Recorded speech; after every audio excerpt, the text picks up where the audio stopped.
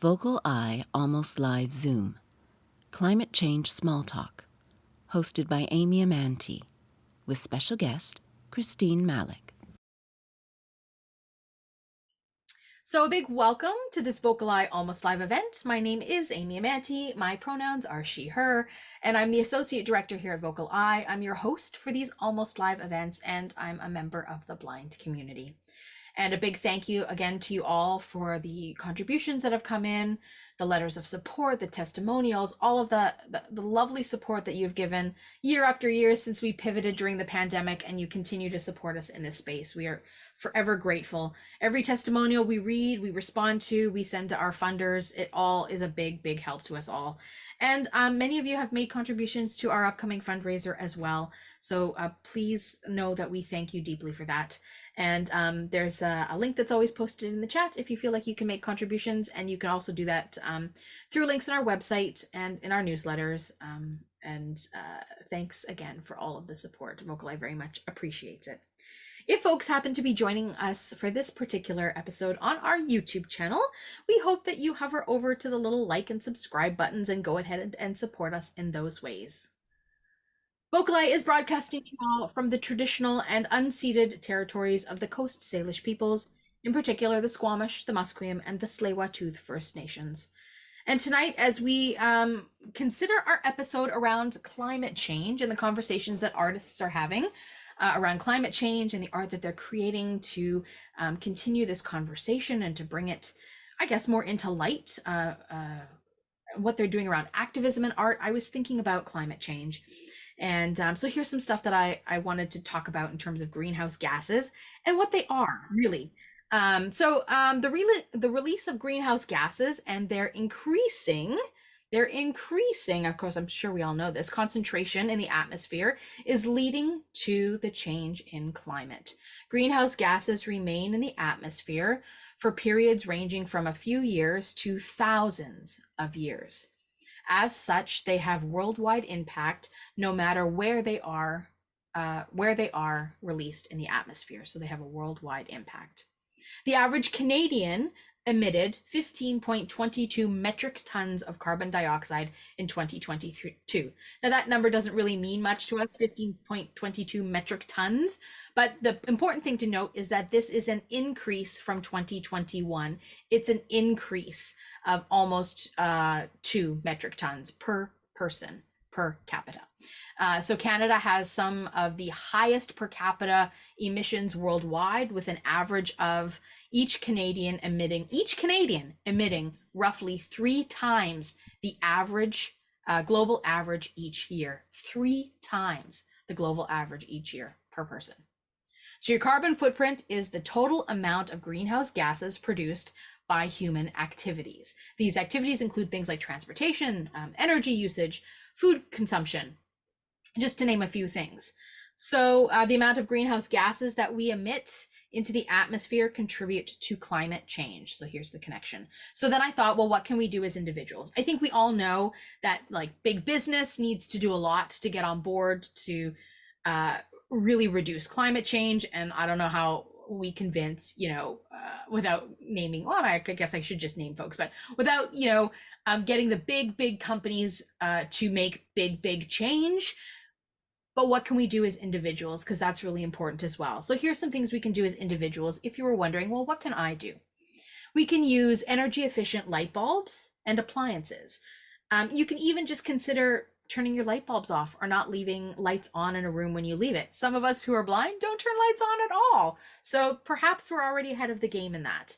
Some of us have smart appliances that turn themselves off. Maybe we're ahead of the game in that too. So installing low flow showers, or just using less water when we shower, or when we go to wash our hands, not running the water for longer periods than we need to. If we have access to a dishwasher, using that instead of running your sink and filling your sink with water. It's not a privilege that everybody has, but it's an option. And if you happen to do laundry in your laundry machine, which most of us do, making sure you have a full load of laundry as opposed to just a few pieces means that you're using less water to wash the maximum amount of clothing. A couple other things you can do. is switch to green transportation options. Probably most of us are using transportation, public transportation. So I don't think that any of us need to buy a smart car or an electric car, but those are things that folks can do, or carpooling, or using things like bicycle. But I think that most of us are probably using public transit or walking, and so we're probably a little ahead of the game with our carbon footprint. So feel pretty good about yourselves for that, folks. Buying from local farms and buying what they sell in terms of that being sort of direct from farm to table food, that can be really, really helpful for buying locally grown stuff. I was in the grocery store the other day and I was looking at the kiwis and I thought, oh man, I really love kiwis. I'd love to have kiwis. But where did those kiwis come from? They probably came on a boat, on a plane, on a shipping truck, all the way to get here to Vancouver, because we don't grow kiwis here. And I thought, I'd really like to have those. It's such a waste that they're here. They're going to go to waste. They're already here. So I should just buy them and not feel guilty about it. But the truth is that the more we buy them, the more we send this message that, oh, they sell, they make money, so we should keep shipping them. And so we're in this sort of juxtaposition of the constant cycle of, if we buy, they continue to ship. And if we don't buy them and they spoil, then these companies go, well, nobody's buying them, so we'll stop shipping them, right? So continuing to buy locally is really important. And if we can, start to eat more plant-based diets and eliminate the meat in our diet, which can be really hard for some of us. Some of the methane and the byproducts that come off of the meat that we eat and how we manufacture our meat are big, big polluters of greenhouse gases in our atmosphere.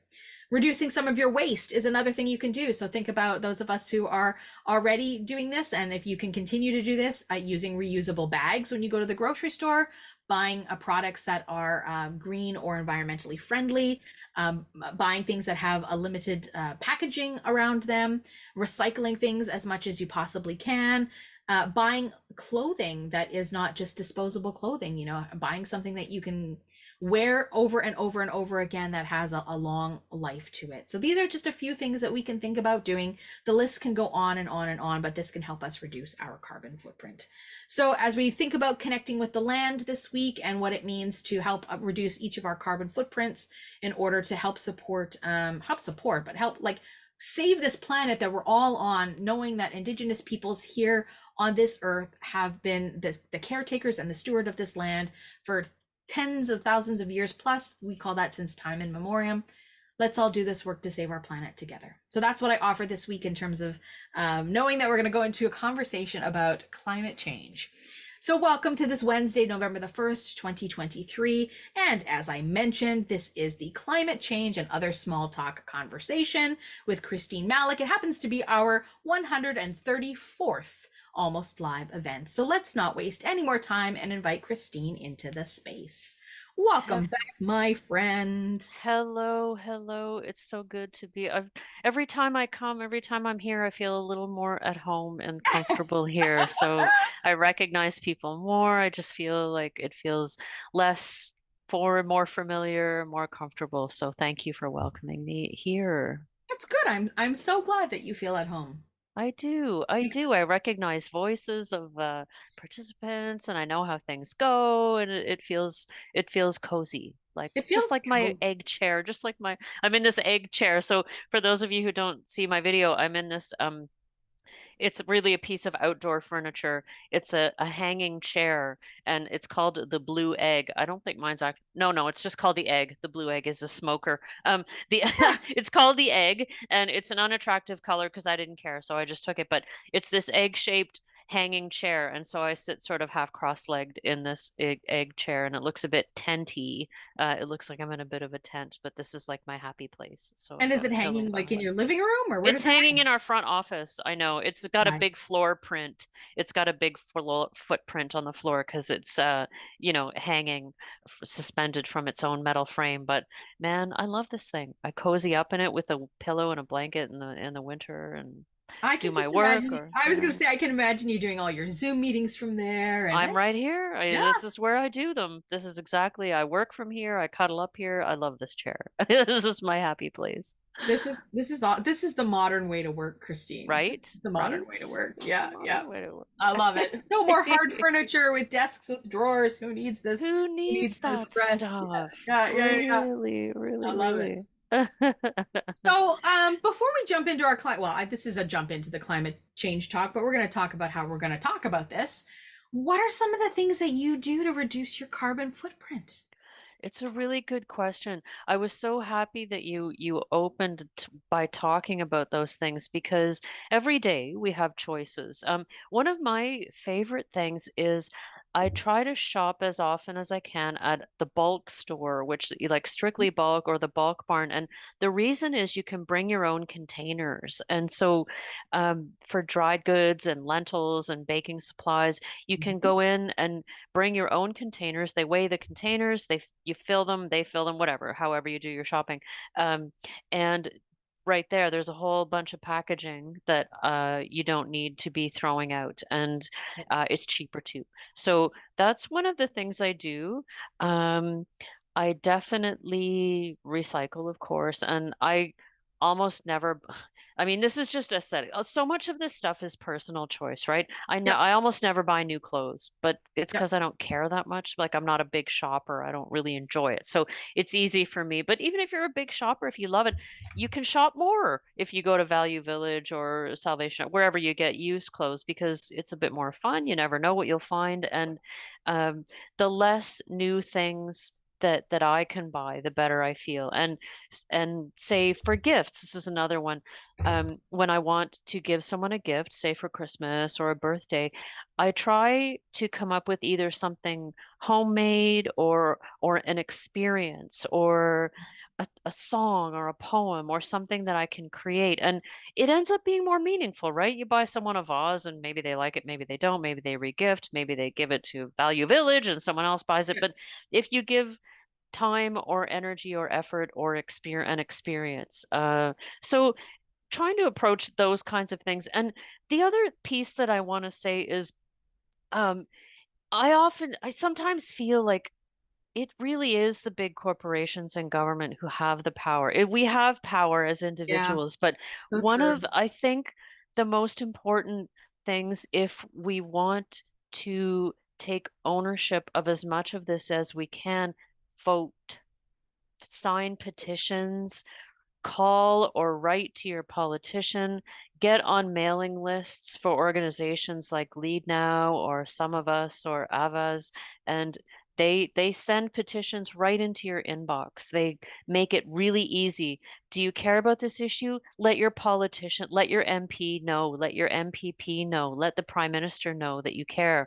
Let the oil executives and the stock owners know that we all care. And a petition gets 50,000 signatures, that means something, Yeah, especially to a politician. And so there are things we can do in our daily lives. There's also things we can do because we have the ability to vote yeah, and to decide where to spend our money. And I mean, when we talk about those statistics about the per capita carbon footprint of a Canadian, honestly, a lot of that is the oil sands, right? It's because our government subsidizes oil companies to do terrible things, and our government's subsidizing it. And we have the power to vote on those issues. And I, I, to me, for a long time, that's been the primary issue that I consider when I think, who am I going to vote for? I yeah, think about the environment. Who's got the most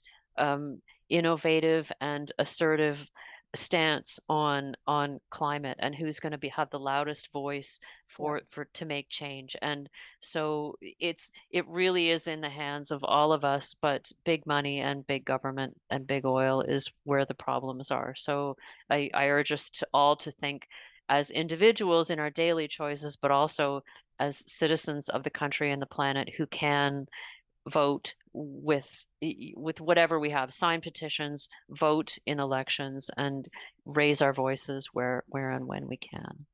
I think that's super important. This conversation we have in my house probably pretty close to a daily basis in terms of, you know, what it is to be an individual that doesn't bury your head in the sand, right? Because it's Yeah. easy to say, well, what is this one can gonna do if I Yes. throw it in a garbage can versus the, I don't know, the big grocery store that hasn't banned plastic bags yet, you know, or the oil company that does this or that, or whatever it is, the big companies that are, you know, that have a really large carbon footprint. Yeah. And Yeah. so then I, you know, when I was doing some of this research about what we can do as individuals, some of the things that they're asking individuals to do are just like way outside of the capacity of some individuals, like, oh, outfit your home with solar panels. Okay, sure, Right, we can right, all do right. that, Sounds good. right? Buy a wind turbine in your backyard. Yeah, okay, I can do Yeah. that, right? Like, so some of the things that they're asking us to do are outside of what we can do as a sort of um, a daily way of participating in making our climate, our carbon footprint smaller. So I'm sure we'll get more and more into the thick of these discussions as we Yeah. continue to go through our event this evening. So why don't you lay out for us, Christine, how we're going to facilitate this conversation? So it's going to revolve around 3 podcast episodes. And this got started for me because in thinking about these issues, the climate crisis gets talked about in many different ways.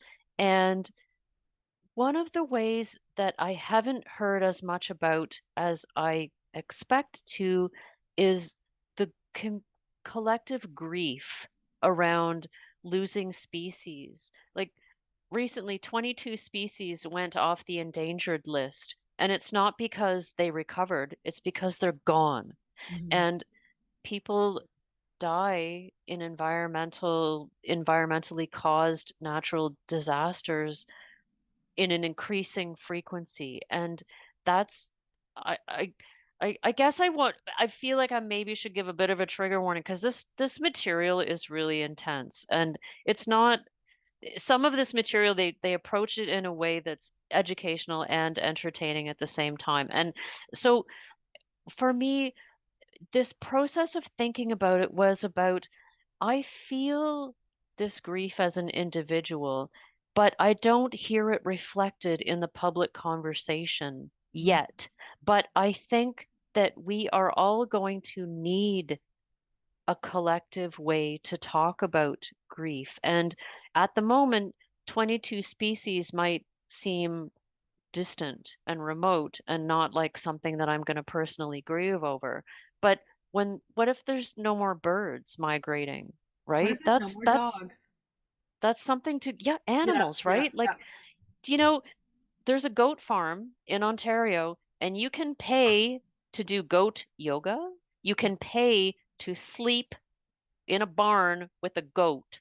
And I'm sorry, but I just kind of snigger at that. And part of the sadness I feel in that is we're starting already to kind of mythologize livestock and animals and because they're becoming more rare. And so for me, this conversation about the grief is one that I is not loud enough for my taste yet because I feel it all the time, but I don't hear it talked about. And so I went looking for music and I found a few things in the follow-up email for this event. There'll be a few links to songs about this, but I wanted to know what are artists doing because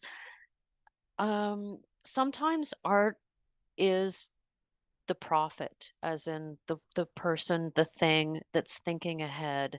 And what are artists doing with all of these feelings? Because unfortunately for artists, we have really active imaginations, and that can make the world even scarier than, than it might already be. And so one of the things that I found was a podcast series called Climate Change and Other Small Talk. And I love this title because so often climate issues become small talk. And I experienced this in the forest fires this year and the smoke, and how we would talk about it in small talk with people as though it was just the weather. Oh, the smoke's bad today, as though, oh, it's raining today. And for me, I was dying inside having these small talk conversations, because that's not small talk. That's end of the world type stuff to me. So I really appreciated the title of this podcast series. And so it's created by Sunny Drake, who is an Australian Canadian artist, creator, playwright. It's produced in association with Why Not Theatre and 9 different companies around the world. And I'm going to read what the website has to say about it, because I think it does a good job of summing up. So we're going to be hearing 3 of the 9 episodes. Each one is about 20 minutes or so. And here's how the podcast series in general is introduced. Feeling overwhelmed by the looming threat of climate change? We've got you. Sunny Drake's Climate Change and Other Small Talk is a theatrical podcast that is here to hold your hand through the scary stuff and entertain you at the same time.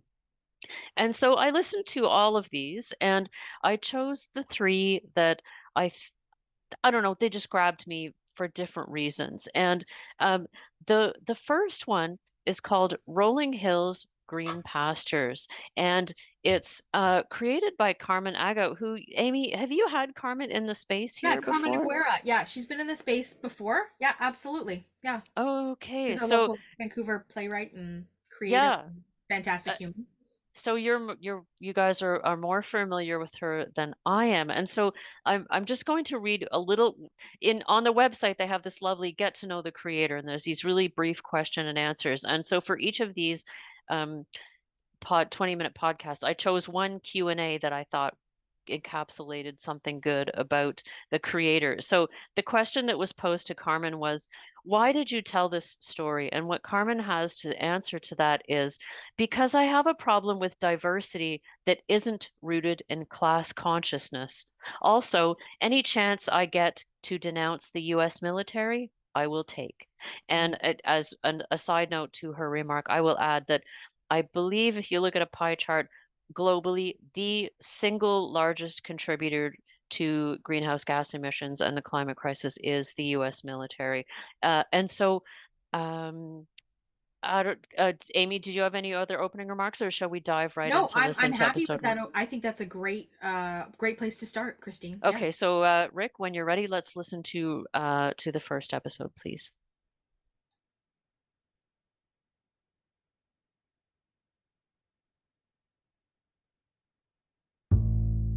You're listening to Climate Change and Other Small Talk, a worldwide theatrical journey for your ears, minus the carbon footprint and lost luggage.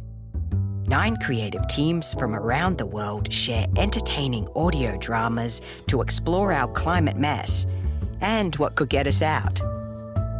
Welcome to episode 6. I'm Sunny Drake, your tour guide and series creator. You heard on our previous stop how quickly things can slide to pretty bad places. There's such a need to scale up our level of actions. I hope you've been checking out the Take Action page on our website, climatechangeandothersmalltalk.com. That's climatechange, A-N-D, othersmalltalk.com. You would have noticed that we've been focusing on actions which feed into larger systemic change, rather than isolated individual actions. So in line with that principle, what about our largest institutions lowering their carbon footprints? In our next destination, we'll see if that alone would change things, with Carmen Aguirre's play Rolling Hills Green Pastures, made by Electric Company Theatre. Carmen is one of Canada's most prominent Latinx theatre artists, and I've had the total joy of knowing her for a number of years, and I really respect her guts in telling it like it is. Carmen lives in Vancouver, but we're actually getting straight back into our balloon to travel to a drone warehouse in the US, because in Carmen's play, the US has bought out Canada's military.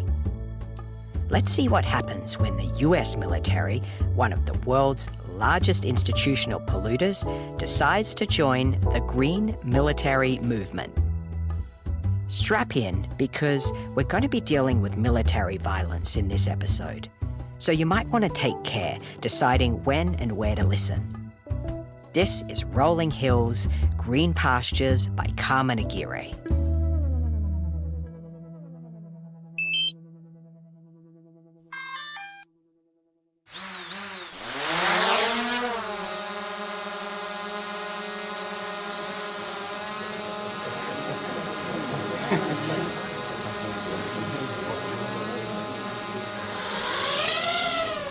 Welcome to the United States Armed Forces. What a journey to get here. Some of you recruited all the way from Vancouver at the video game convention. Not really a surprise since the U.S. Armed Forces acquired the Canadian Army. Woohoo! My name is Esperanza Soto. I use she, her, ella pronouns, and I am your orientation facilitator. All genders, sexual orientations, races, and abilities are welcome here. Happy Pride Month! The Armed Forces are a safe space with zero tolerance for bullying or harassment. We aim to create a work environment where everyone is inspired to be themselves. Your hair can be any length, style, or color, and we celebrate piercings and tattoos. EDM is my go-to music. I'm gonna play some EDM so we can dance for a bit. That's good. Good. So much fun, right? You got it! Everybody! Up! Dance! Woo! I urge you all to take regular dance breaks. And we have a complimentary snack station at the end of every line of cubicles. Woo! Just be sure to pay attention to the recycling and compost bins so that you're disposing of things responsibly. Don't we all feel alive now? Yeah. Good to get the breath going and the blood flowing. A little about me. I'm a first-generation, proud Latina, brought to this country by my parents, who sacrificed everything in order to give me a better life. They were farm workers who did back-breaking work, breathing in toxic pesticides that not only damaged their bodies, but the land itself and the food we ate. When I took environmental studies in college, I learned that the United States Armed Forces emits greenhouse gases equivalent to 140 nations. I also learned that we were not only doing something about that, we were paving the way. We are now at the forefront of the GMM, Green Military Movement. Super important and super personal to some of us, like one of our Vancouver recruits who's a climate refugee. Maybe they can tell you about how they got asthma because their city is clogged with smoke for 4 months of the year because of the forest fires and flooded the other 8 because of the nonstop torrential downpours. Anyway, the Green Military Movement. Yeah! Obama introduced drones because they are friendlier to the environment than F-16s. I had always understood that drones were more humane because we weren't putting one of our soldiers in a plane to be shot down. And of course, we can target the enemy with much more precision, no collateral damage. But I hadn't stopped to think about environmental sustainability. Wars are being fought over the effects of the climate crisis. Rising sea levels, droughts, fires, dry land corridors, like the one in Central America that no longer produce food. This leads to mass migration, to our borders being overrun by desperate people who will do anything to enter our country. We are prepared, but without contributing to the root cause of the migration. So it makes perfect sense that when we send tanks to our border, we take advantage of the sun pounding down on the desert and power them with solar panels not carbon-emitting fossil fuels. All our Jeeps are now electric. Just one more example of how we are on the cutting edge of sustainable war practices. Our drone center is run entirely on wind energy. Let's take a little tour of it. It's in the warehouse, and you will each get your own cubicle. When we take our tour, let's be respectful of the drone operators who are immersed in their work.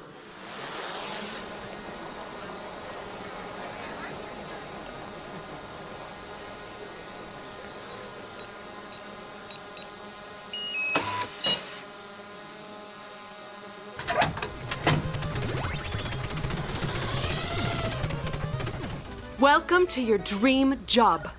You basically get paid to do what you do best, play video games. Operating a drone is like a real-life video game. Except you're serving your country and taking care of the planet at the same time. I can see there's a conversation going on between the floor managers and drone operators number 25 and 43, so we'll stay here until that's done. As you know, all conversations that happen in the drone center are protected under privacy law. No eavesdropping in the armed forces.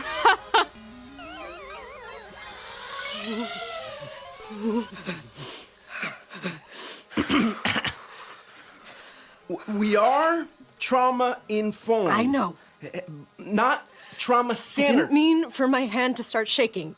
I understand triggers. I think they're kids. Tobacco smoke, for example. I just need a moment. I'm aware you have complex PTSD, and it's good that I know that, so I can be sensitive to your needs, but imagine if I had to center all y'all's traumas. We have to center the work. I think they're kids. Let's see. They might be of age. I don't think so. I mean, they look like scrawny young adults. Okay, so who do we ask about this? Ashley's helping Juan. His drone just hit the wrong target. Boom! Supermarket up in smoke. Classified. You've been tracking these guys for days, and now you're worried about their age? The orders are clear. These are human smugglers with guns tucked in the back of their jeans, which they will use against our armed forces. Okay. I mean, if the fact they're leading 20 people directly to our border ain't a dead giveaway. Okay, so I target them because they're helping Central American climate refugees. You target them because they're human smugglers. Right. Even if they're kids. Nothing about age appropriateness of the target. I need a moment. We don't have a moment. They've seen you. Oh my God. I may be having a panic attack. Inhale. Push your thumb down on the button. Exhale. Then have your panic attack.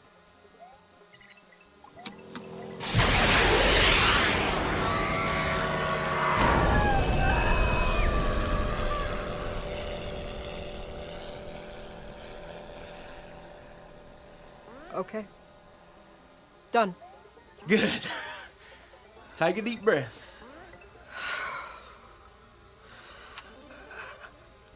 I can't look at the screen right now. I only hit the smugglers, right? Correct. Bug splat. Your aim is superlative. I'm always in awe of it. No collateral damage. And the families are running away. Look, they won't be trying that again. At least not anytime soon. Keep breathing. Ground yourself. There's Red Bull and Tension Tamer in the snack section. And don't forget, today is Pizza Friday. Is it okay if I take a little dance break? Absolutely. For a sec there, I thought you was going to say smoke break. You do you. This ain't a sweatshop. People first. In fact, you take a 4:15. Thanks.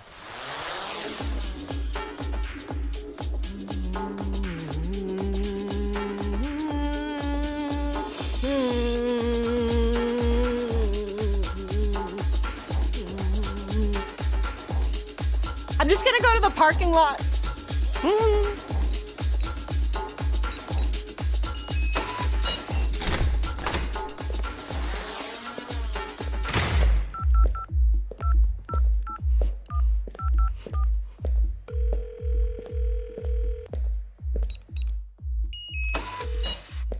Sorry to call without texting first. Sup? I may have just killed some kids. Like, little kids? Like teens? Intense. Yeah. Like, at the U.S.-Mexico border? I can't say. I just broke all the rules by telling you. I know. But maybe they weren't kids. Hey, listen. All jobs have their pros and cons, right? And the job of keeping our neck of the woods safe isn't for everyone. You mean anyone? At least you get your dance breaks and shit, dude. I just did 12 hours cleaning a house where there was like literal human shit on the wall. Plus, we're like on month 10 of rain here. Richmond is now like fully underwater. Gotta go back. You're cleansing the world of douchebags. Think about how Latin men treat their women, dude. Or like how they're drug dealers. Plus, their countries are in climate crisis because they don't know how to govern themselves. They don't even know how to recycle. Have you seen how dirty the cities are? Stop being so fucking racist, man. I'm just stating facts. They probably weren't kids. Okay.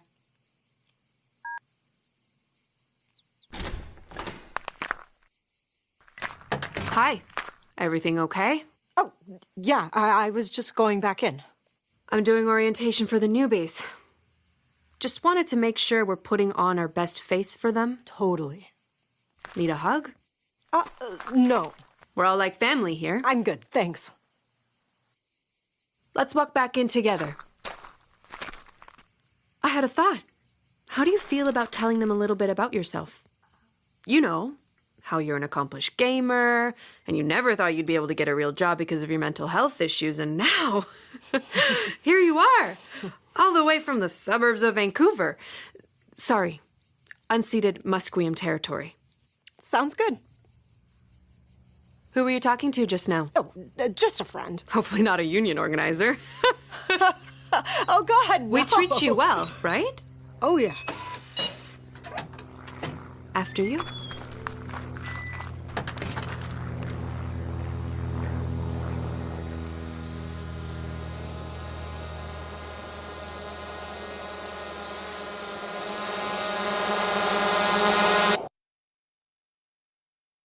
That was episode 6 of Climate Change and Other Small Talk, Rolling Hills, Green Pastures, written and directed by Carmen Aguirre. Today's episode, Rolling Hills, Green Pastures, starred Montserrat Videla Samper as Esperanza Soto, Lily Robinson as the drone operator, and Charlie Demers as the floor supervisor and friend.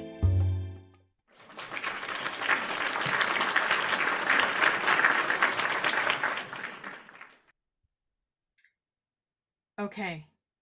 It's funny, like you just get started with the episode and you're like, oh, where's the rest of the story? But this is the story. So what are the reflections right off the bat, Christine?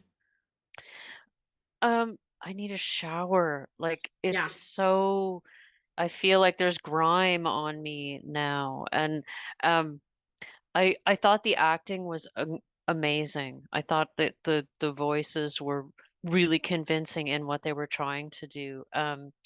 Several things stuck out to me. One, I guess I would kind of encapsulate it all by the word compartmentalizing, which is what the everyone in that piece is doing, not trying to look at what's immediately around you and what you're being told, the comforting messages that you're getting, and not the main character, the drone operator. That's what she's having trouble with. She's not compartmentalizing in the way that the military wants her to do.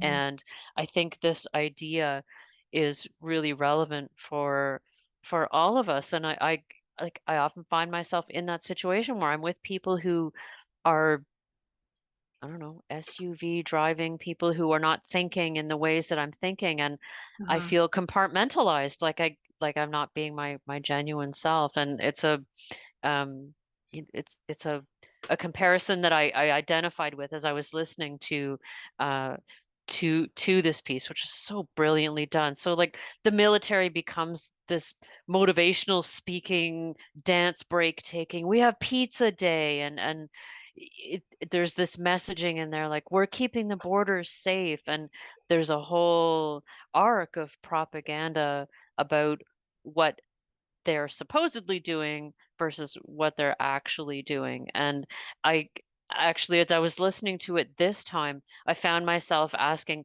okay, which parts of this are not true? Yeah, And I was you know, wondering the because same it's thing. yeah, because it's kind of futuristic, it's kind of post-apocalyptic, but there's actually more in there that's accurate than there is that's imaginative or imagined, that is not true. You had the same reaction, Well, Amy? I'm not a military person, so I don't Right. know. All the only stuff I know about military is the stuff I get from media. Yes. Yes. So that's the only basis I have, and if what I get from media, I don't know what's authentic and what isn't. What's real.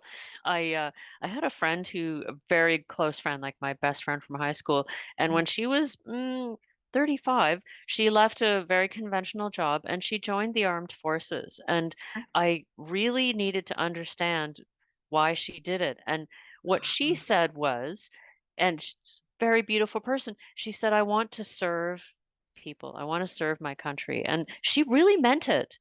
Right. Truly, I know she was genuine. And many people in the forces, I've heard the same thing. Like there's a genuine sense that they want to do like search and rescue, or some version of when the military steps into a crisis to help. And so there's that part of it, but then there's also, she described to me, part of the basic training was how to use a bayonet, and you're supposed to run forward and yell kill, kill, kill. Like that's the military. That's actually part of what they do. So there's the way that that works is that you become part of this group. And I thought the opening piece, like the opening segment of this piece, was so effective because she's talking in this raw way. And even her name Esperanza, I think that means hope in Spanish. I might be wrong there, but just her manner was like a fitness trainer and a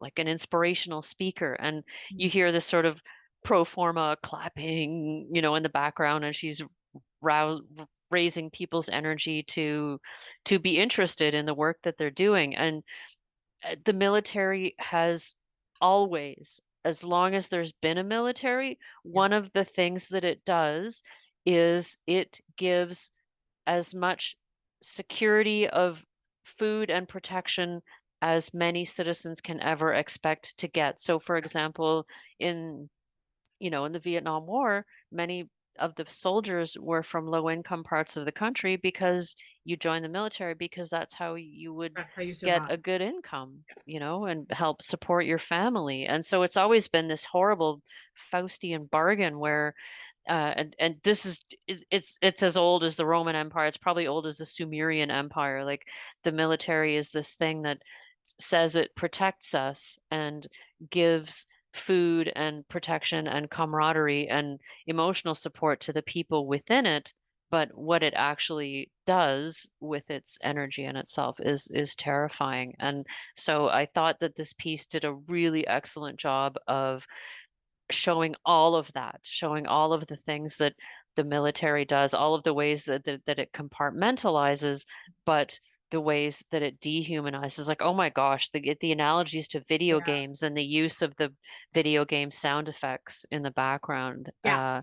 were devastating. Yeah, That I devastating. found that to be really striking because um for folks that are not in the military, right? For folks that are simply gamers or on the outside, Yeah, it can feel no different than playing a right. first person shooter game.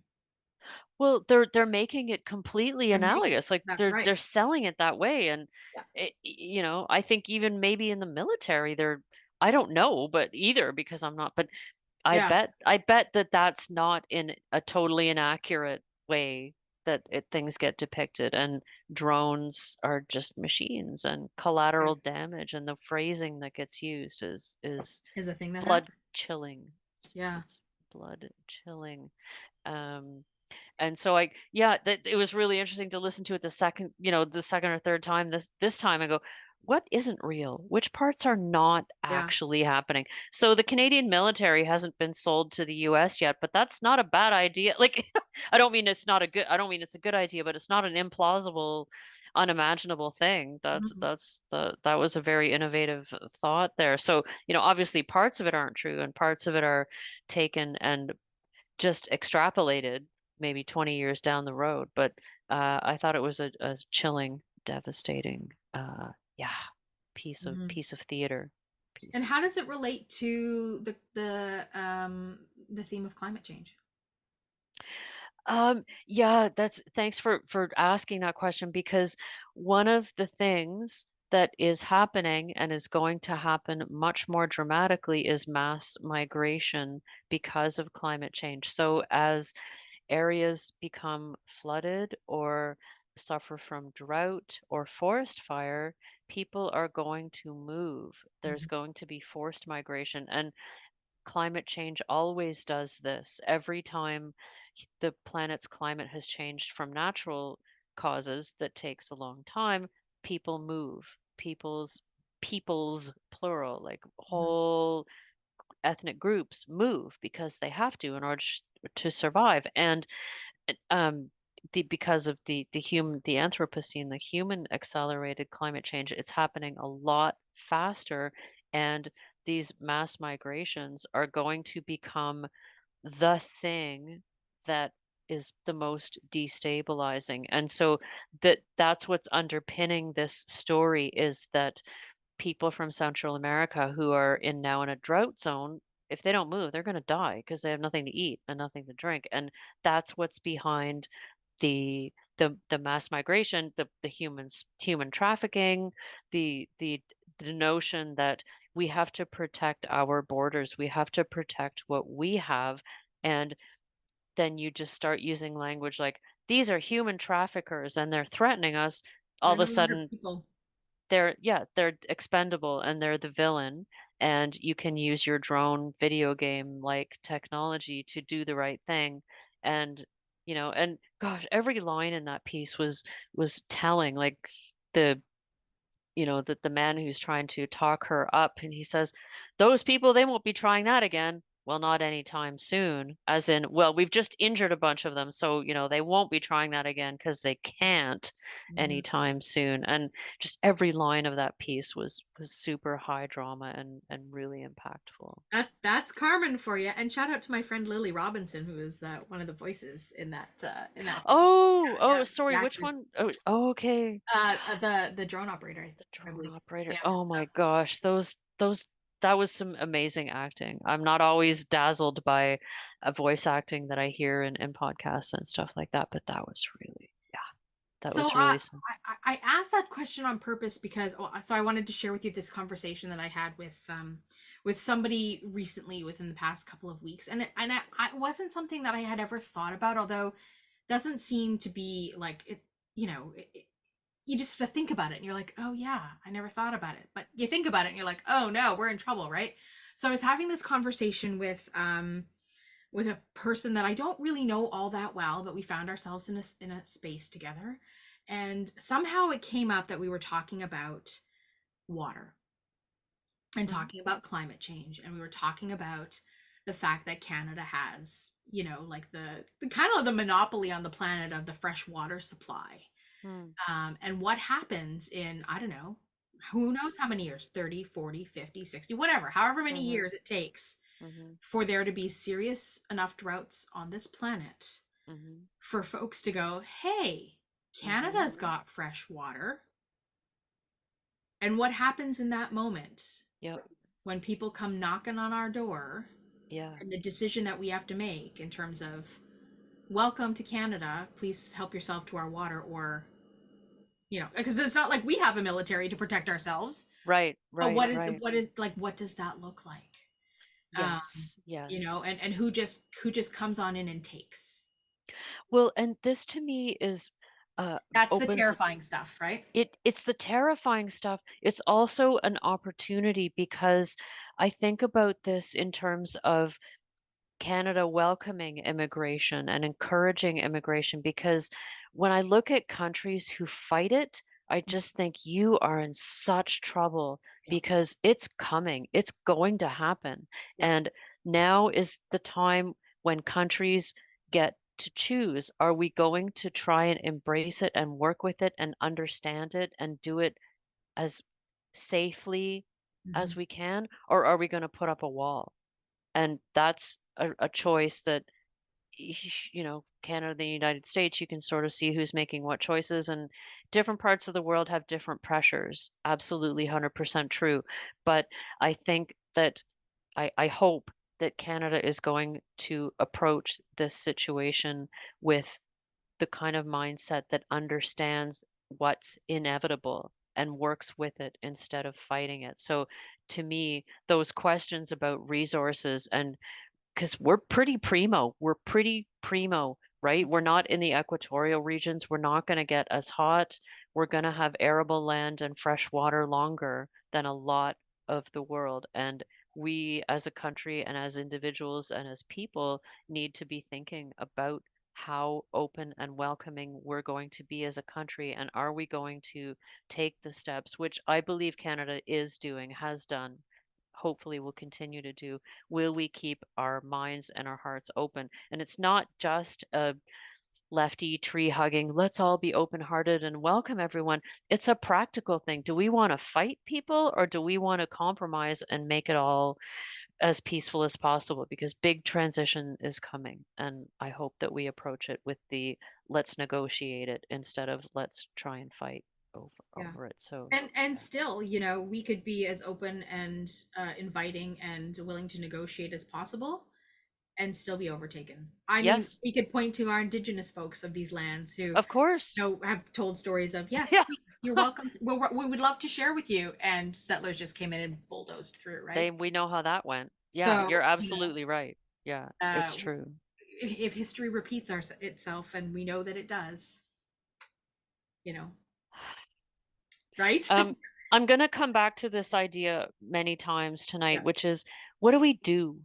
when we feel like I'm You're giving yourself a hug. self-description, I'm hugging myself right now because it's all so scary. And I've been Love. having incredibly intense conversations with my friends about it. And the first thing we do is we talk about it and we grieve together. This is why I wanted to host this, to be a guest, to present some of these ideas, because this is what humans do. We grieve together and we talk. And current events are really weighing on my spirit and on many of us, and not just the climate, but um, the way that I'm moving with it is to talk and talk and talk with people and then figure out, can I do anything? But the first step is to talk. And so that's what we're doing with you and I. That's what we're doing with all of the people in the Zoom room. And hopefully in our lives, we're talking and talking with each other to work through it. Well, conversation's important in everything we do. We know that about accessibility, right? We have to continue having the conversation about access and inclusion. This is no different. We have to keep having conversations about decolonization, about, Yes. you know, LGBTQ issues, about anti-racism and oppression. We have to keep having these conversations, and Yes. asking ourselves what we do. How do we be allies? And I don't. For me, this is no different. Yes, and just how do we cope? How do we, How do we cope? like, when a person dies, we get together and we talk and we grieve and we talk and we remember and we talk and we hug and we share. And to me, this is just the same. This is what this is about. I wonder if we should move on to our second piece. Yeah, let's do Looking it. at the time. So the second piece is called "Does the Sky Fall for Everyone?" Um, the creator's name is, I hope I pronounced it properly, uh, Pyemwa Deshi. She's Nigerian, and I'll read what's written about her on the website. She is equally at ease writing for TV, running schools, launching women-led social enterprises, and dealing with international banking. So clearly a Renaissance woman of many talents. And so here's the question and answer that I plucked from the list because I thought it was the most interesting question. How does climate change affect your community? And she's living in Nigeria. And her answer was, we don't agree that it does. Denial is our favorite form of intellectual sophistication. And this just got me right in the right in the gut because around me, one of the problems that I'm personally emotionally having is the sense of indifference. I see a lot of indifference in some people around me, and I have many anecdotes that I won't dive into, but it's to me really concerning and painful and lonely when I find myself caring a lot about these big issues and people around me seem indifferent. And maybe they're just compartmentalizing in a way that I can't. But that answer really hit home for me. And so this one's a little more vibrant and somehow less oppressive. So Rick, whenever you're ready, maybe we can have a listen to Does the Sky Fall on Everyone?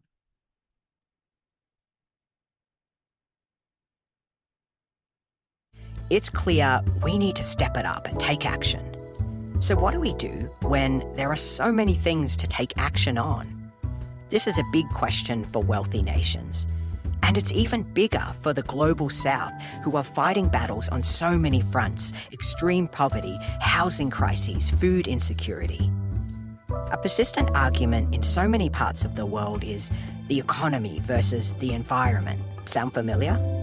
What are the risks of thinking these two important areas have to be in competition?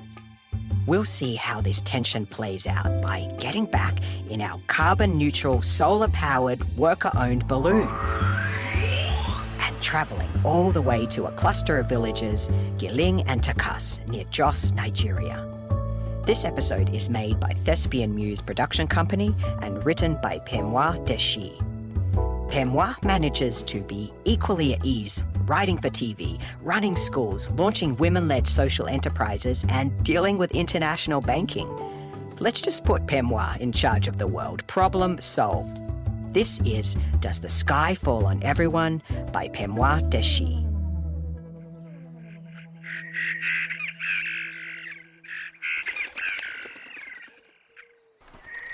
Around two.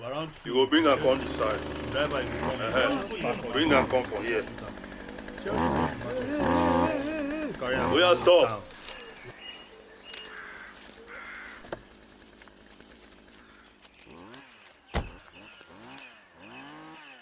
So you refuse to stop them? Does it look like I'm stopping them? I am disappointed in you. But let me warn you that nothing is going to stop me. I have a job to do here. What job? I am the country head of Save the Trees Foundation. This year, our mission is to save endangered trees in the rural... A mission. I see. So you are a missionary of trees. I'm getting you. I don't see what is funny. No, you don't, Madam Missionary. Please, go and save your trees. Let me not stand in the way of this your holy calling.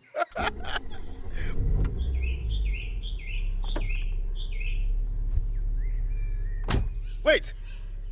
Why are you in my car? You are going to help me. I didn't come all this way for you to refuse to help me. Do I look like a priest? Or a potential convert? My friend, will you get out of my car before I change my mind? Not until you help me. You don't want to try me, madam. You do not want to try me. I will... You will what? Just try it.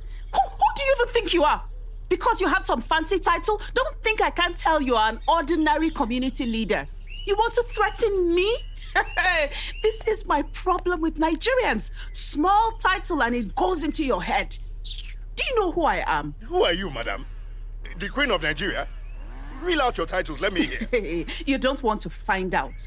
By the time I call the army, the police... DSS, Civil Defense, Air Force, which one do you want to call again? Oh, you will call the president himself, right? I don't know who you think you are. but you have some serious guts. You come to our village and you want to harass our people? I am not harassing anyone. I'm simply trying to protect the environment. Who asked you? Did the environment run to your office and beg you to rescue it from its people? Answer me. Tell me about this complaint that the environment brought to you. Okay, Mr. Nanpet. Mr. Nanpet, you are obviously an educated person who understands these issues. Talk to your people. Explain to them why they shouldn't just be cutting down trees anyhow. What is that your name again? Delilah? Delphine. I introduced myself when I called you. Delphine, are you the owner of the forest? No, but... And are you from this community? Does your father come from this place? Did your ancestors pay dues in this community? I tire for you, bros. Listen, my people need the wood. They come from this community. Therefore, any tree here belongs to them and they can do whatever they like with their property. What is your problem? Do you see that tree there? The large one? That is a black olive tree. It is over 500 years old. So what? Old people die. Aren't old trees supposed to die too? Oh, so you will kill your grandmother just because she is old? Leave my family out of this, your crazy talk. I was just trying to make a point. That tree has served your community. Look around you. This place used to be a forest. Now the villagers are just cutting trees and creating all kinds of disaster. What disaster? There is no disaster here. But there is. See how the rains flood everywhere. There are no trees to hold the water up anymore because we are cutting and cutting and cutting. Trees don't soak water. Are you now accusing us of cutting and cutting and cutting the land and selling it? I know you're just being silly. Okay, what about the fertility of the soil? What about it? Of course we need fertilizers. There are more people to farm for than there ever were before. Then what about... I could show you a lot of things that will change your mind. Disaster is here already, even if you can't see it. What kind of missionary makes no sense at all? Do the trees understand you when you talk like this? Leave the trees out of this. You know about climate change and the causes. The only thing I dislike more than Oyibo people is coconut people like you. Brown on the outside, white on the inside, with coconut heads that want to tell us what to do. Pure madness. What is madness about the climate changing? Those men are making a catastrophe worse. Climate change. Yeah. When they cut this one tree down, the world is going to end. Isn't it your same white people that have cleared the entire Amazon forest, burned coal, dug up crude oil? That is why we can't afford to make things worse. So we save one tree in Africa while they cut down hundreds? Listen to yourself. Tell me if you make any sense. I'm serious. We can't change them, but we can change us. Oh, and we can save the melting snow caps. If their snow melts, does it trickle into my village? Eventually it does. When the sky falls, it falls on everyone. That is a lie. Our sky is just fine. You are harming your village people, oh. I was told you were sensible. That if anyone was going to make the villagers see sense, it would be you. I don't see the sense in your argument, so why would they? Fine.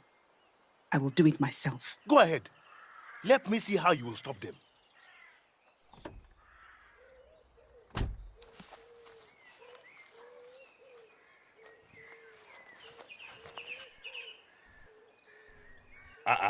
Back so soon? I know they won't listen to me. At least you have small common sense. Please, talk to them. Why would I do that? Seriously, you know this is damaging Earth. Earth is damaged already. And not by us. By the same Oyibos who sent you on this mission. They created the problem. Are you saying we are innocent? Are there any Oyibos cutting a tree right now in this village? I beg, save your speech for someone willing to listen. You want to save the Earth, right? What about the people living on Earth? Are you saving them too? From hunger or lack of employment? I didn't say I was here to solve all the world's problems. I just want to do my bit and save the environment. This Earth is our home. So you can love Earth without loving the people in it. It is okay to save a tree and kill the grandmother?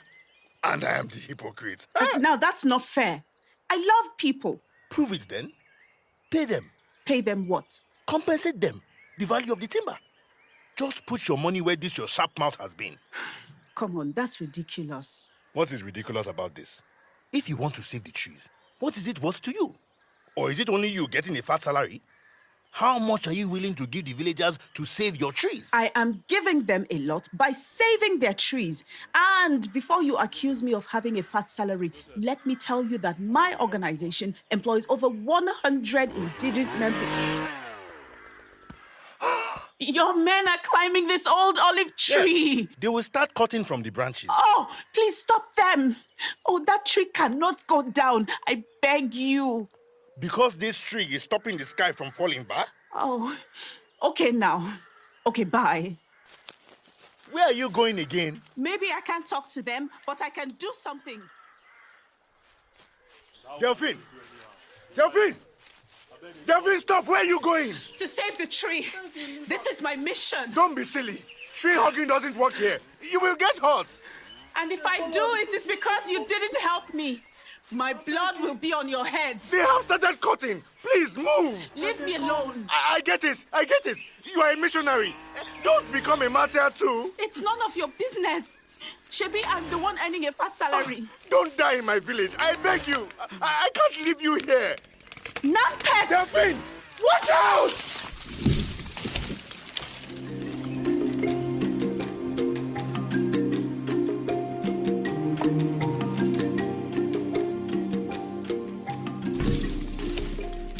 What is that? I wonder. Uh-huh. Uh-huh. Shouldn't you check? Why can't you check? Is it my car? Oh, what is it with people entering my car without permission? Did you ask for my own permission? Your permission for what? Who are you? Who are you two? Why are my village people throwing strange women in my direction? Who did I offend today, I beg? You offended me gravely and I'm vexed. Are you from the village? I have never seen you before in my life. So why did you cut off my hands? Why? What are you talking about? I'm not talking to you. At least not yet. I'm talking to him. You seem like a good woman, even if you are useless. What? Me? Useless? Was your mission successful? What are you talking about? What exactly is... You don't know what that is? The sky is falling. And the sky is made up of thick material that dumps on roofs. I beg. You must not have heard the news then. Country people, we dey disturb this transmission because of news we just land. All over the world, them they report to say the sky is falling. Our reporter arrived on the scene, confirming that the sky is falling in multiple locations all over the country and continues to fall on. Word is reaching us from confirmed eyewitness accounts that the sky is falling. Mun ƙata wannan watsa labarai ne domin mu kawo muku labari da dumin su. A duk faɗin duniya yanzu, sama tana faɗuwa.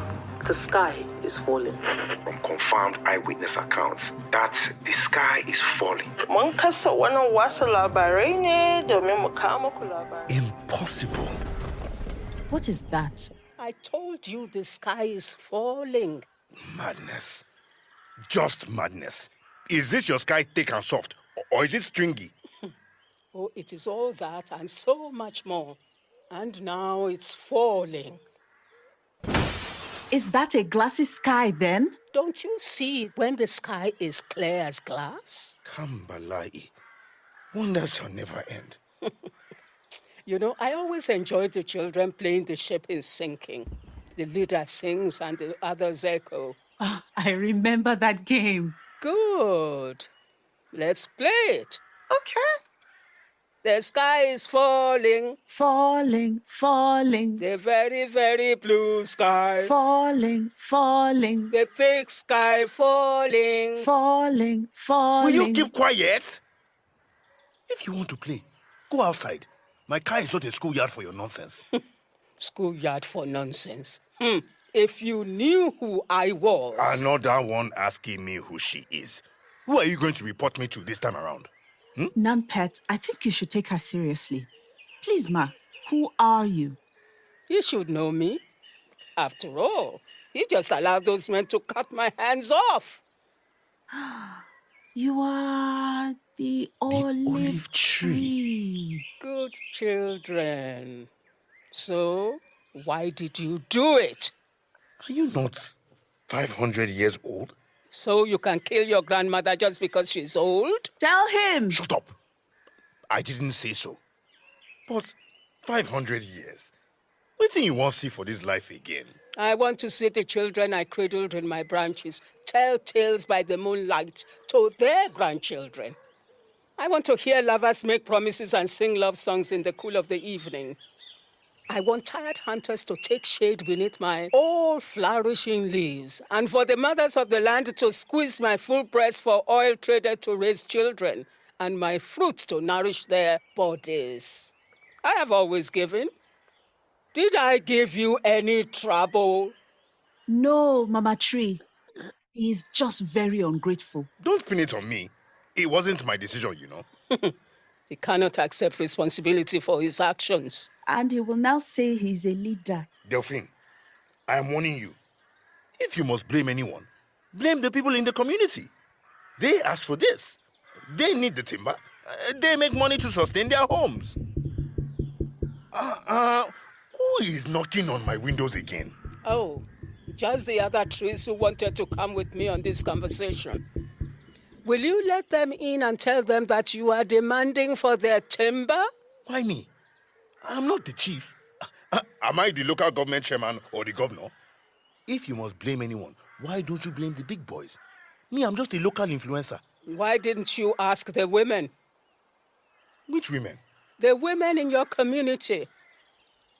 You didn't ask those who benefit from the living tree, those who need the oil and the shade. You asked those who want me dead instead.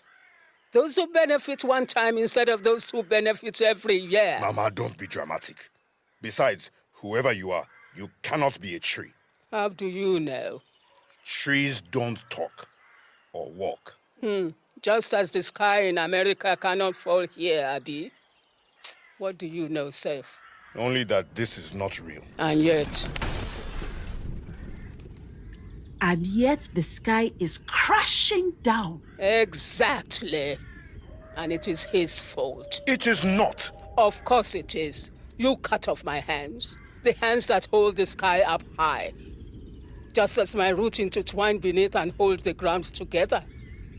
And here you are casually killing me. Cutting yourself off from centuries of wisdom. It is a grave sin. A very grave sin indeed. Is he to be punished? Surely. Since you caused the sky to fall, you must eat the sky. Wait, my punishment is to eat a piece of the sky? You will not be laughing when you have finished. Take this.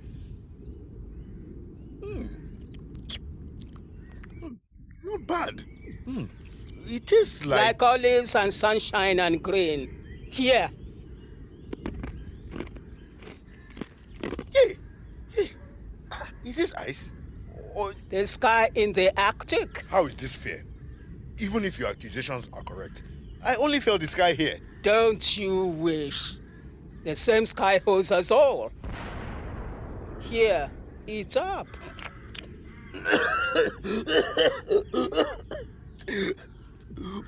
Who eats smoke? He who causes polluted skies to fall. And here's another.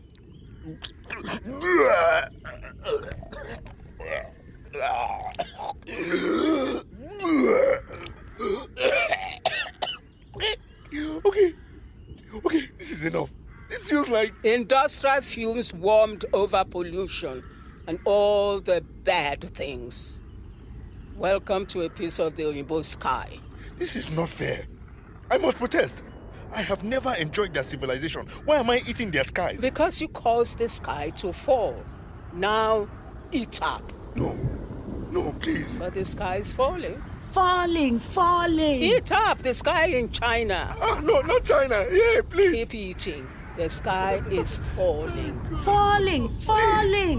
Please stop. Keep eating. Please stop. The sky is falling. Please. Falling. Please stop. Please. No. Nampet. Nampet, wake up. Wake up, Nampet. Please. Nampet, wake up. Wake up.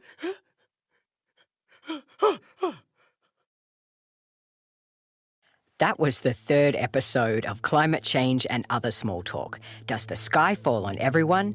Written by Pyemwa, Deshi and directed by Omoye Uzamiri.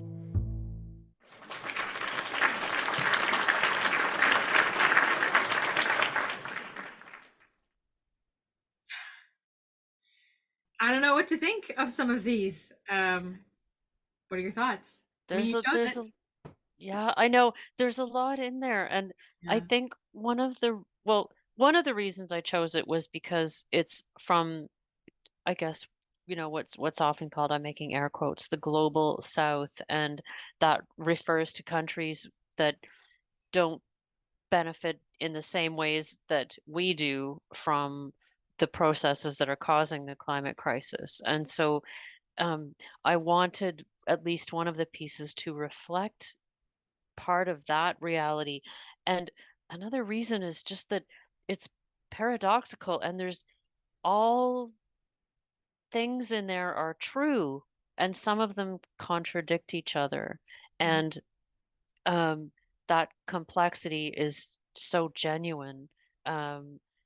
There's forces fighting against each other, and it's not that possible to be 100% sure of what's right and who's wrong and who's doing the right thing, and is there a villain in that story? It's not entirely clear to me, but there's really complex issues, and I think one of the interesting ones that gets repeated is the idea of a missionary, and particularly from a country in the global south, the idea, and for indigenous people here in North America, the idea of the missionary is extremely troublesome. It's extremely ambivalent, usually harmful kind of person who comes into a place with a completely different set of ideas and tries to convince people that their set of ideas and their worldview is better.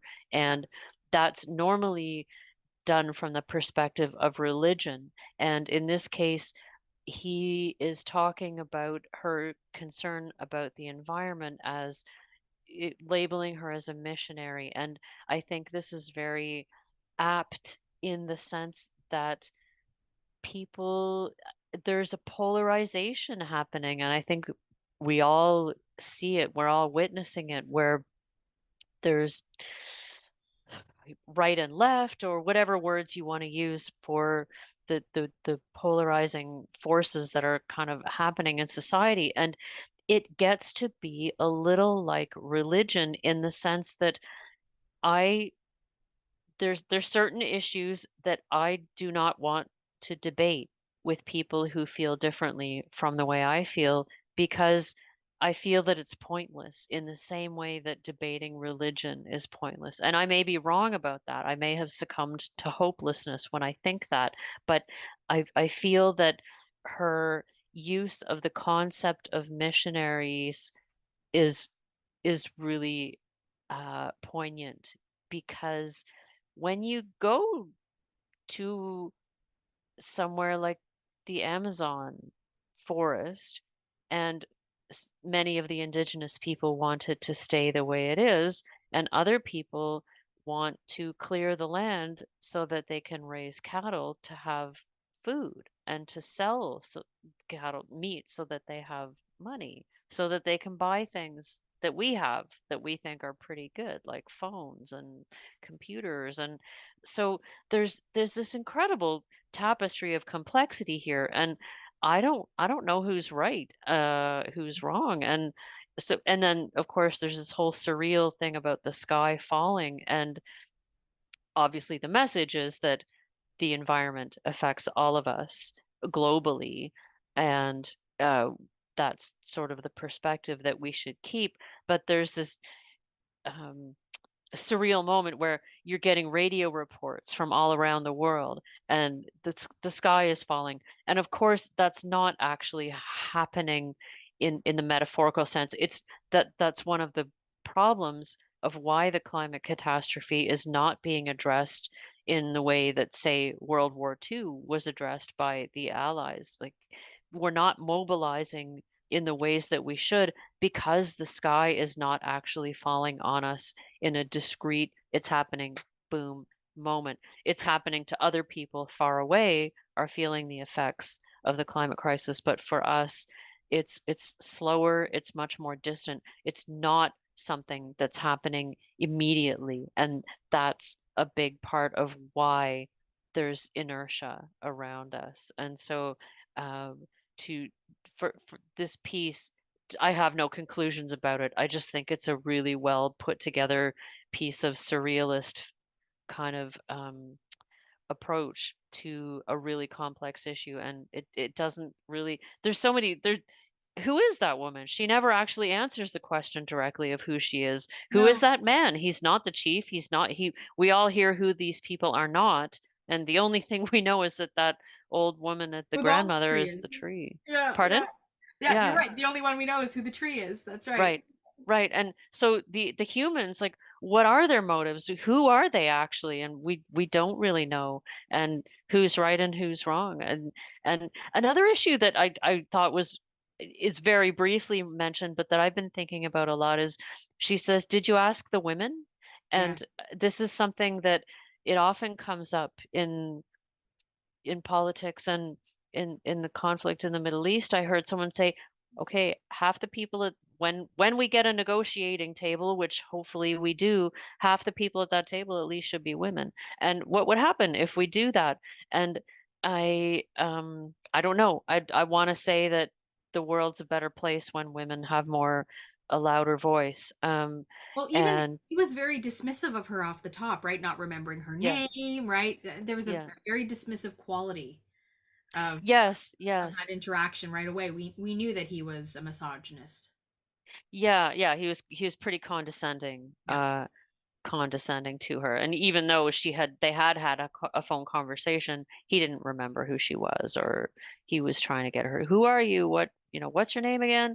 And I thought it was funny that the conversation took place in his car. A lot of the action took place in his car, and although it seemed like the windows were open, you could hear a lot of chirping birds and forest noises and things, but why are they sitting in his car? And the more I kind of thought about that, I thought it's kind of symbolic, right? The car is a symbol of the easy life that we are accustomed to, but it's also one of the biggest problems of fossil fuel usage is a car. And cars aren't going away, and we can't just make them vanish overnight. And lots of people genuinely need them. And so the car becomes this confusing metaphor that isn't either the villain or the savior. It just is part of the complexity. It just is.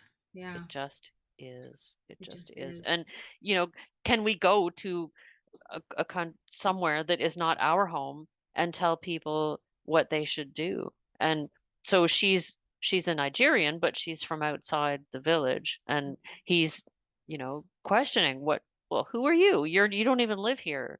Why do you have a vested interest in what happens here? And so the problem that we're talking about is global, and yet the solutions have to be personal and intimate and local. So I liked this piece for that reason, that it just held all of that complexity and all of those contradictions and let them all speak, and there's no conclusion. There's no real conclusion. It makes us ask ourselves a lot of questions. It drives conversation, which I think is really to the heart of why we're doing this, right? Is to keep asking these questions and to keep having these conversations. And we talk and we talk and we talk. And I've in the conversations I've been having with artist friends, that's where we are sort of land on this stuff, is that the role of art, what is art's role in this? And I think because artists tend to be a little arguably, this is an arguable point, but I believe that in general artists have more empathy and more active imaginations, and so I think artists are well placed to be the ones to raise these questions. Looking at the time, shall we move on to the third episode? This one is called In the Dumps. It's by Shauntay Grant, who is from Halifax. She's a playwright, a children's author, a poet, and she is sort of grounded in an African, Nova Scotian, and African diasporic experience. And the Q&A that I picked off the webpage was as follows. The question was, what was your most memorable podcast writing moment? And her answer was hearing the cast read the script for the first time. It's always helpful for me to hear a work read aloud, hear its rhythms. It inspires and informs the writing process. And I thought that was really interesting. From the perspective of the artist creating. For me, my creative work is either writing or composing, a song that I'm going to sing. And so it's a very solitary kind of process. And I feel as though some of the characters I've created are like friends that live in my head now. There may be friends who've gone away, but they live in my head. And I have occasionally imagined, what if someone made a movie out of one of my novels and I got to have my characters, those friends that exist only in my imagination, what if they were suddenly big presences on a big screen with big voices and they were embodied as people? And so I think that's why I wanted to pick that Q&A from Shauntay Grant's little self-description on the website, because I was interested in that part of the artist's process. And so this piece is set in Halifax, so I thought it would sort of bring it home back to Canada. And so I'm not going to introduce it too much because I think it really speaks well for itself. So Rick, when you're ready, if we could play In the Dumps, please.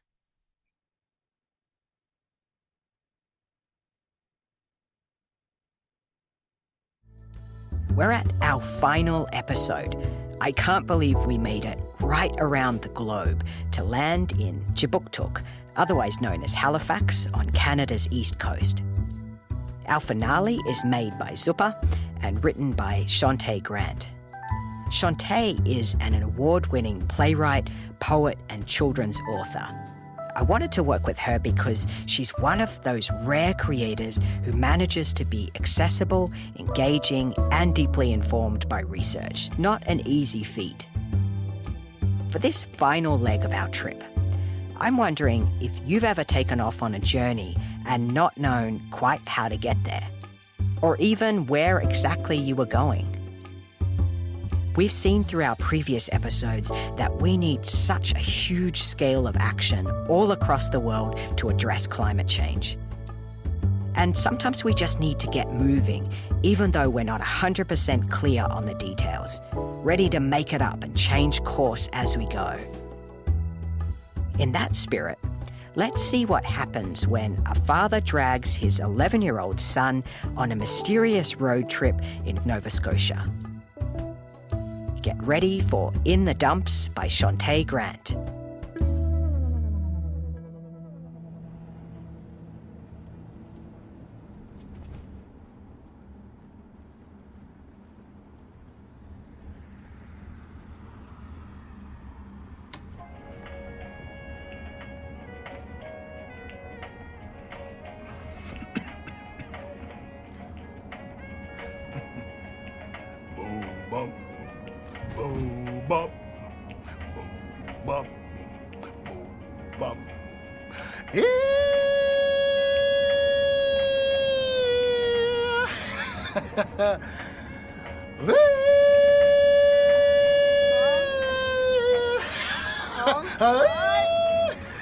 Dad, what in the actual hell? It's time to wake up. We're almost there. Almost where?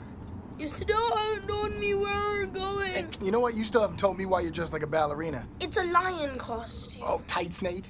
They're yoga pants. We're wearing these now. Look at your shirt, Dad. Did you buy that back in the 80s? Never mind about my shirt. 6 o'clock in the morning and you out here looking like Mufasa. I'm Simba! Oh, same thing. Why you dressed like that anyway? I fell asleep last night practicing my lines for the Jungle Book. You mean the Lion King? The Jungle Book. You been drinking? What? You smoking? Dad! Because even I know there ain't no Simba in the Jungle Book. Well, there is now. Since when? Since Mom told off the music teacher. For what? Racism. Just because you're the only black kid in class, and she always gotta be talking with the racism. She had a point, though. Your mom's a trip. 28 kids in the class. Everyone gets to be an animal. A bear, a tiger, a wolf. What'd I get? Prop assistant number 2. Mate, you can't sing. That's not the point. It's the grade 6 musical. So? So what? You just didn't want to be in the background. Wanted to be on stage, did you? No, I just didn't want to do props. But sometimes we gotta do stuff we don't want to do. And sometimes we just got to go ask Mom to get us out of doing stuff we don't want to do. You know you're wrong for that, you know. Stop using your mom to get you out What of do things. you mean Nate can't sing? Nate comes from a whole community of singers. Maybe it's your curriculum. Maybe you need to adopt a more culturally responsive pedagogy that's sensitive to the needs of black children. She sure did. Shit. Well, got you what you wanted, didn't it? Got me what I... Dad! Look at me! I'm orange! Well, it serves you right. I got tights riding up my butt. I thought they was yoga pants. Do you know, it's impossible to find a lion costume in the middle of February. you looking like a reject from the zoo. I wish somebody would reject me from this play. Should have stayed in the props. I'm about to be done with this. And I'm about to call Beyonce and tell her you stole her curly perm. Really? If I had to walk around dressed like that, I'd quit. I can't quit. This is 15% of my grade. 15%? Now that costume don't look worth 15 cents, you ask me. And I'm done. Okay, close the door. Nate, come on. I can't. I'm going home. I can't breathe. Come back. I'm going home. Dressed like that?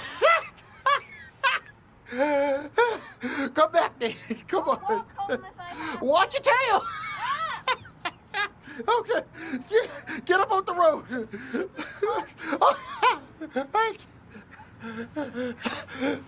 I can't breathe. I can't breathe. Come on, get in the truck, Nate. I said I'm walking.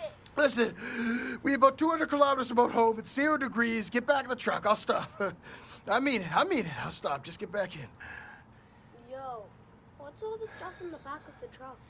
Get in, Nate. What is all this? What the? Don't touch that. Wipe your hands. What? Wipe your hands. Why? Your hands, Nate. Wipe your damn hands. Dad, you're scaring me. Here. What is all that stuff anyway? Get in the truck. Did I touch something? Dad, what is all that junk in the back? In the truck, Nate. Fine.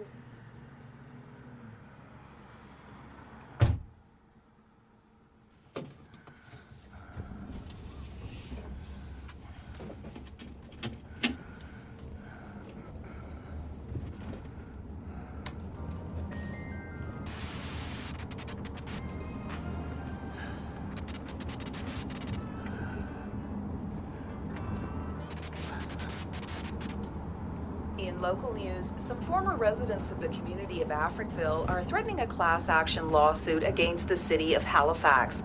This comes just days after the city issued a public apology earlier this week for demolishing the historic black community in the 1960s after decades of neglect in what many consider an act of discrimination. Africville residents lived for years without basic services afforded other tax-paying citizens. The community was located less than half a kilometer from the city dump, the open pit garbage dump that was regularly filled with waste from hospitals, slaughterhouses, and other places in the city.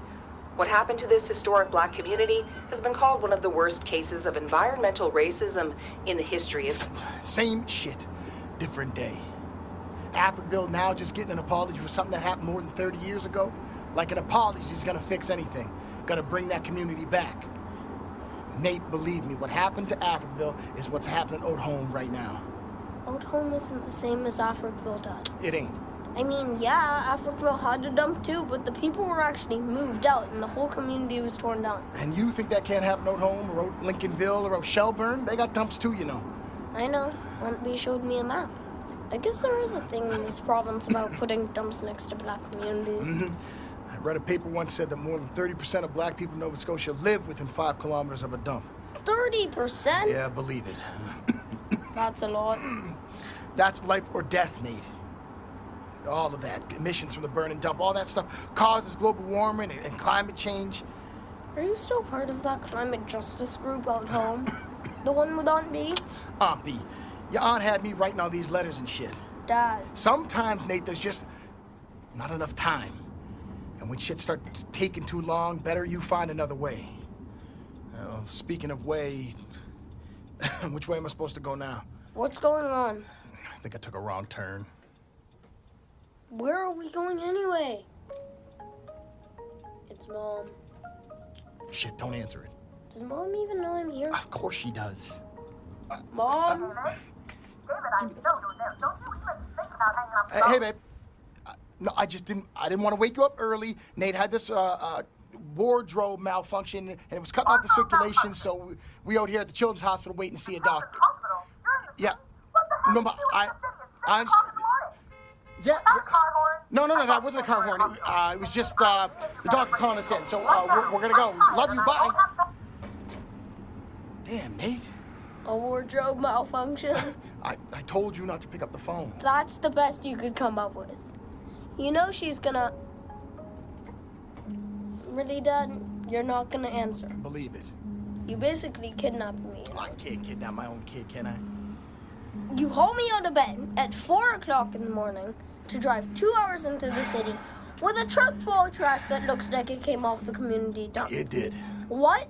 That trash in the back, I got it from the dump out home. The dump down the road from our house? Yeah, that's the one. What the hell, Dad? That stuff's toxic. Well, no shit. Why do you think we send you to school 6 miles away? Didn't you say Uncle Brucey got cancer from picking up that stuff? No, Brucey got cancer for being stupid. I told him not to go around there. But look at Aunt B. She never went around there and she got cancer too. That's right, your Aunt B, your grandfather, my god sister Corinne, Marvin, Kelvin. Mr. Kelvin too? Yeah. Lung cancer. Wow. Listen. See, Nate, what you gotta understand is it don't matter if it's Africville or Road Home or whatever. The shit's been happening for years. I grew up watching trucks roll in on the regular, people coming and setting fire to the dump. Sometimes it burned for days and I can still smell it, Nate. That shit gets up your nose and it stays there for years. Government trucks with guys in chemical suits dumping barrels of God only knows what, and I'm sick of it. It's about time they got a taste of what's what. What do you mean? This is it. Huh? We're here. What is this place? It's Province House. The government? We're gonna unload all this junk in the back. And Dad, we're gonna dump it right here at the front honestly, gate. this is crazy. Take them gloves and put them on. Here, look. Really just drove. Take them and put 2 them on. hours? You're serious? Come on, Nate. Dad, they'll arrest us. No, they won't. You're 11 years old. They can't lock you up for this. I already checked. You asked a lawyer if I'd be jailed. No, I didn't ask no lawyer. I looked it up on the internet, read the same thing on 3 different sites. Trust me. You're good. I can't believe this. Dad, this is so stupid. You look like you can't even lift up. Dad, is that blood? No. That looks like... I just ate a snack before you woke up. Must have got caught in my chest. That beef jerky will kill you. Seriously, Dad, are you okay?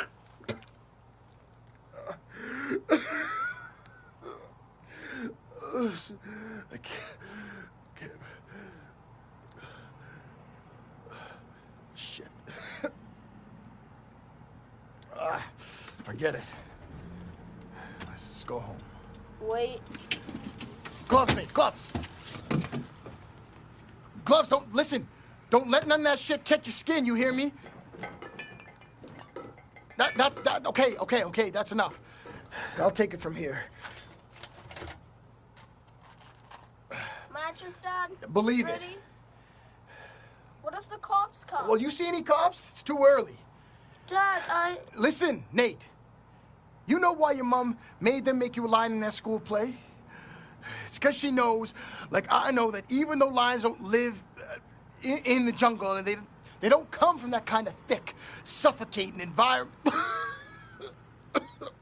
What I'm trying to say is that even though the jungle ain't the lion's natural habitat, he's still there. He's there. Because he knows, like I know, that he can conquer it. Matches. Matches. I got this. King of the jungle, my man. Now you light it up quick, you hear me? Light it up quick, Nate, because there's some gas in them containers, and you get back here before... Oh, shit! Oh, shit! Nate, get back in the truck! Get back in the truck! Watch your tail! Watch it! Oh, shit! Shit! Oh, shit! Get up, Nate! Get up! Get up and run! Run, damn it! Run! Look out! Look out! Oh, shit! Crawl, damn it! Crawl! Nate, get in! Nate, come on! Stop calling my name! Climb up, come on. You all right, Nate? I'm You all right? fine. Will you stop saying my name out loud? Well, what am I supposed to call you then? License plate FR2. Drive! Shit! It's not funny. I almost got arrested. Yeah! My man! Whoa, oh, oh! Whoa, oh, whoa! Yeah, hit it, Nate! Whoa,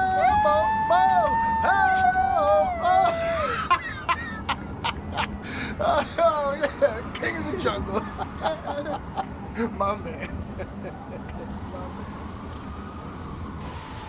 Police are on the lookout for a blue pickup truck, license plate FR2054, last seen heading south on Hollis Street in downtown Halifax. The driver is believed to be harboring a lion. The public's advised to take extra precautions. Should you encounter these fugitives, please call... That was the final episode of Climate Change and Other Small Talk.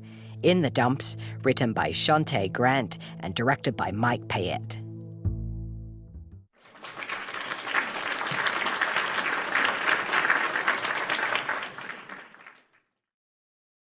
Okay, that was In the Dumps. Christine, there's another theme here when we talk about small talk and climate change and other small talk. Small talk in air quotes is the intersectionality of these pieces, right? So obviously this piece is addressing racism as well and how it relates to climate change. And so I'm finding this really very interesting how multidimensional these pieces are, because they're not just talking about climate change. Yes, it's true. And that's one of kind of the hallmarks of the environmental movement and work against the climate catastrophe is the intersectionality and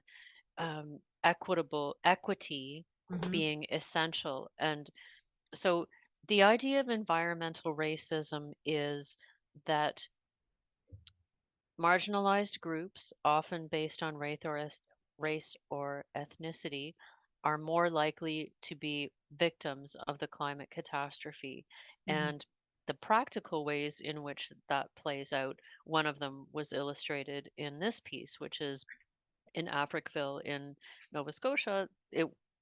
That stuff, was historically accurate. Dumps were filled with toxic wastes and stuff that were right next to African Canadian communities. And it's there's all sorts of examples across the country where Indigenous territories have pipelines going through them, and even less care is taken when the land involved and the people involved are Indigenous or in some way marginalized. And so an equity-based approach to climate solutions is something that is talked about a lot. And there's talk about reparations. And the thing is that, and I'm sure we all know this, the ones who are suffering the most from the climate catastrophe are the least responsible for causing it. And so there's a movement within climate justice to talk about reparations. I'm personally extremely cynical about whether that will actually happen. But the fact that the conversation is, is going on is Yeah. really important. And so those are the ways that we see it play out in Canada. That's a really good example in that piece, but it's playing out in the ways in which the climate catastrophe is definitely affecting and going to affect the people least who benefit the least from it. And so that piece had this creepy mix of eerie and playful. So there's this, the affection between the dad and the jokes, the dad and his kid, and the jokes and the banter. But what they're doing is really frightening, and clearly the dad is very ill. And Yeah. he's moved from sort of activism into recklessness, and it's so easy to see how that happens, because when you do the work and you just feel like you're banging your head against a brick wall, and so you get groups like Extinction Rebellion who really believe in direct action. And so, it's a question I've asked myself. I've been to a protest or two, and I ask myself, would I willingly get arrested? And it's complicated because I had this conversation with my partner, and I'm like, yeah, I would consider it an honor. And he's like, whoa, slow down. And so there's this conversation that might happen within each individual as to how far, what does activism mean to me? And it means something really different to each of us. But there's a parallel that I draw to this little known part of the movement to get women the vote. And in Britain, in the early 1900s, the suffragists or suffragettes, both words were used, they talked and they talked and they talked and they bartered and they negotiated and they wrote, and nothing happened. And so in the early 1900s, a subgroup of women said, we need actions, not words. And they started doing things like arson and throwing stones at politicians and direct acts of civil disobedience. And I didn't even know about, I considered myself fairly well educated and a feminist, but I didn't know about this until about 5 years ago. And it's a part of, for us now, we look at votes for women as, of course, that's not even a question. It's an obvious thing. But for those women, they were fighting for something that was controversial and revolutionary at that time. And I often think of that when I read stories about things that Extinction Rebellion does, because there's a point at which you just you lose patience, you feel a desperation, and that the civil, legal, polite things that you're doing within the system are doomed to not succeed. And I personally think that those kinds of actions are going to become more common. And I'm not advocating for that. I just think that that's how movements go. They try to talk, they try to work within the system. When things get bad enough, civil unrest happens and things happen that are out. That's your prediction. That's my prediction. It's my prediction. And so that's one of the reasons I chose this episode, is because I really empathized with that desperation. That the dad, he's physically ill. He's possibly dying from the toxicity that he was exposed to, and which he's willing to expose his kid to. Right? It's very reckless. What he's doing is not safe. It's not an intelligent approach. It's an approach born of desperation and frustration. And it's not a reasoned thing that he's doing. And it's so interesting because there's this like juxtaposition when he sort of says off the bat, he kind of mocks his wife for her approach. With the kid, that's your kind of your mom's approach. She's playing the race racism. card. But this is his approach. Yes, it's true. But kind of later he actually does a 180 on that, and he's like, you know, the lions, like she's making a point that they don't belong in the jungle, but they will rule it. And so it does move from this funny, like they're laughing together at, oh, mom, you know, she's always raising trouble. But in the end, the dad is doing the same thing, but much worse. He's exposing his child to extreme danger. And we don't know how that story ends because they know who the police know who they're looking for, and the chances are high that they find, you know, that they're gonna find him. Yeah. Chances are high that he may not survive. Yes. Yeah, that too. And Well, maybe luckily, that's part of that sort of the story as a whole. Like, you know, fast forward a year or 2 years from now, right? Which is he's desperate and he knows that he's not going to survive anyways. So yeah. What's, you know, what are you willing to lose when you know that what's he got to lose? What does he personally have to lose? Yeah. And, you know, he's thinking, well, you're 11. They're not going to, you know, there's nothing they can do to you. Like he's thought it through. Yeah. But it's still intensely reckless and dangerous, what he's done. But as someone who's been following I shouldn't say but, and as someone who's been following the climate movement to varying degrees for a long time, I get it. I get the frustration, and I think it's something that we might start to see more of. And so I guess the way I tie all of this together is just that we have to talk and talk and talk. We have to talk with each other. We have to, for me to process the grief of what we're losing and what we'll lose is about talking and sharing and creating, and maybe figuring out what we can do.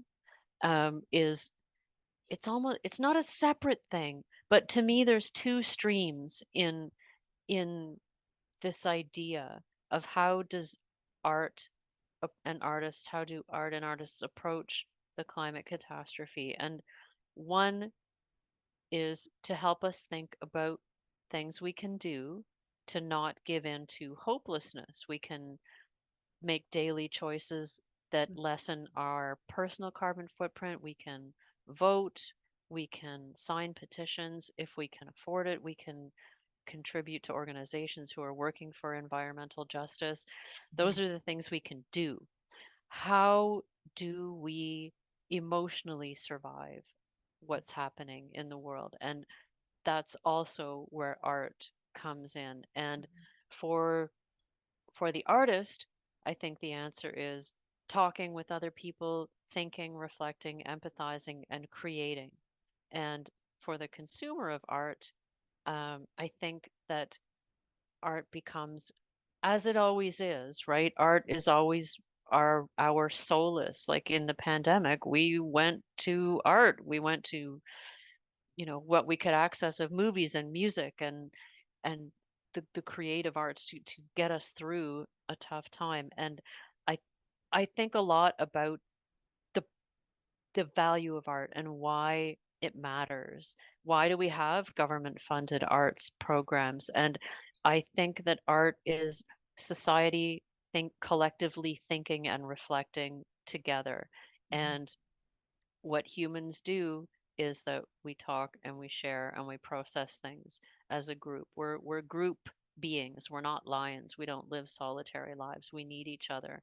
And as I'm working my way through this process still, it's still something that I think about daily. And the grief is something that I experience and feel. And I at first I thought I went through 3 months, you know, intense, and I thought, okay, I'm done. I've moved through it. But I realized that's completely wrong. I'll never be through it. It just is.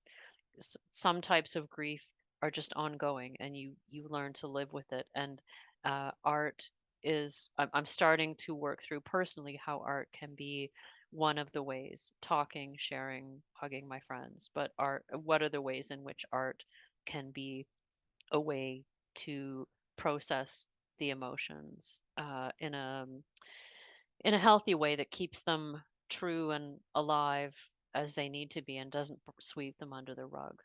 So it's an ongoing process for me. I think I could do this presentation again in 6 months or a year and have different things to say, but that's kind of where I'm at right now with it, is that I'm trying to figure out where art fits into helping me personally and us collectively to process what's going on in the world. Yeah, artists do a lot of great work around making statements and keeping conversations going and accessing outlets that help them to process and, I don't know if heal's the right word, but to manage emotions and cope and all of those things as well. So sometimes the work is as much for the artist as it is for the public. I know some artists that just do the work for themselves. Yeah. And if it benefits other people, great, but this work is for me. Yeah. Yeah. So and we're kind of in that time. Yes, I feel that. I feel that. And I keep going back to the empathy and imagination. And I don't think you can be an artist without an active imagination, perhaps an overactive imagination, Right. for I'm making air quotes for what that, for what that expression means or doesn't mean. But I think that I feel like artists are a little more vulnerable to being freaked out, maybe because people with active imaginations and alive empathy are going to feel things and be a little more overwhelmed, more prone to being overwhelmed by Well, artists made things. zombie movies, for crying out loud. So that's an Well, active imagination. was there genuine creative joy in that, or were they trying to make money? That part I'm not too clear about. Oh, I don't know. There might be a little bit of both. I mean, honestly, like you can see repeating themes in all of these things. Yeah. Right? Like when we were talking about like the acquisition of resources. That's in every zombie. Every zombie thing you ever watch, right? Eventually people turn on each other for resources. See, I'm not a big zombie culture. I know nothing actually. It's not a genre that I follow. So, So, you is can, that how it ends? That's how how it always well, comes it down. doesn't have to be how it ends. Well, It's a repeating theme.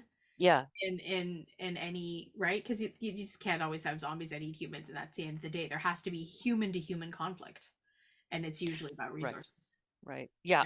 It's true. It's true. I I've been, because of the season and Halloween and Day of the Dead, but especially Halloween. I remember a conversation that I had with a new Canadian who was from Eritrea. And I think this conversation, it stuck with me for years, and I think it's relevant in this moment. And he came to Canada, I think in his 20s or 30s, and he's got kids. And we were talking about Halloween, and he said, I just don't get it. The first time my wife and I looked around at Halloween decorations and what people, I was appalled because he grew up in a war. He grew up where he had to do his homework by the streetlights if he wanted to learn to read, like, because he had no power in his house. He lived through horror and trauma and violence. And so when he came to Canada and saw all of us cozy, happy, healthy, plump people, living safe lives and then Dressing up like decorating Freddy our Krueger, yeah. Right, right. And so I understood his disgust perfectly, but I tried to frame it to him in the following way, which is, it's almost like homeopathy. It's like a vaccine. It's like we have such safe lives in most of us in Canada, many of us in Canada have safe lives where we have enough to eat and we don't live with violence every day.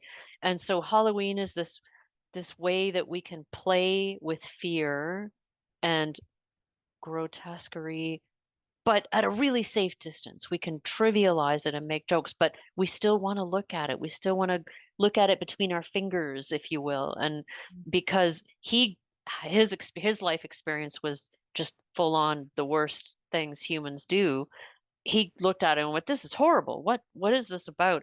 And there's no resolution to that conversation, but the contradictions in it have stuck with me for many years since then. I will tell you that I was in a taxi this morning on my way to a medical thing, and I had a taxi driver from Eritrea. Oh my gosh. The same place. And he said, so you celebrated Halloween yesterday? And I said, well, not really. And he said, I don't get it. I don't understand. What is this about? Yeah. And I said, well, the origins are, you can point to the, Celtic, you can point to Day of the Dead, you can point to all of these things. And I like your analogy. I kind of just said, I think it's about making money.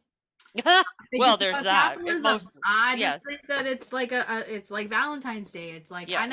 I hate to be more of a cynic about it, but at the end of the day, it's like, you know, there's no shortage of decorations you can buy, and there's no shortage of selling candy, and like even a box of candy, you know, a box of 50 chocolate bars went up like $4 from last year, and it's, you know, and what, I'm supposed to hand it out for free, and like then I feel like a piece of poop for saying that out loud. But the truth is it's like I can't afford to just hand candy out for free anymore. Like I just can't do it, right? So it's really, for me, a lot of these things that we celebrate, I really try and examine, you know, if I'm gonna buy stuff, if I'm gonna spend money on stuff, where can I put my dollars where they make a bigger impact?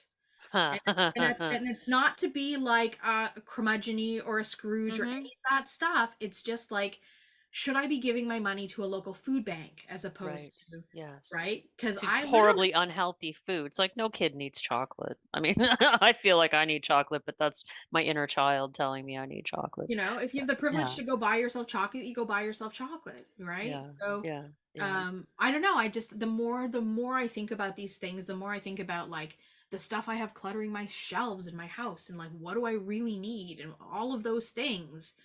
You know, but then the other part of me is like, well, what do I do with that stuff? I can't just like put it in a landfill, because that feels bad too, right? So, you know, you're caught in this like purgatory of the stuff that you acquire that traps you. And I like my cozy life. I do. I'm very attached to my pleasures, and you know, I know. It's a hard line to, like, you know, it's a hard place to be, to ask yourself these questions where you fit in. And I just try to keep asking, and that's the best I can do. But I'll just mention that I saw a social media post where someone said, I saw my neighbor had a Halloween display and then it was gone. And I asked him why, what happened, and he said, with everything going on in the world, I couldn't do it. I couldn't put up these things in my yard, these skeletons and the grotesque things that people seem to think are kitschy fun. I just couldn't do it. And I felt that so deep inside me. And I wonder about the future of the way we express Halloween as things get grimmer in the world. I wonder about that. But yeah, I wonder if there are folks here that have things they want to share or talk about, or want to, you know, share on how they're addressing climate change, if anything. We invite you into this conversation in our last little bit of time together. So please jump on in with those raised hands if you'd like to join Christine and I as we continue to just motor on about climate change and what artists are doing about it and what we're trying to do about it, the questions we are asking ourselves as human beings.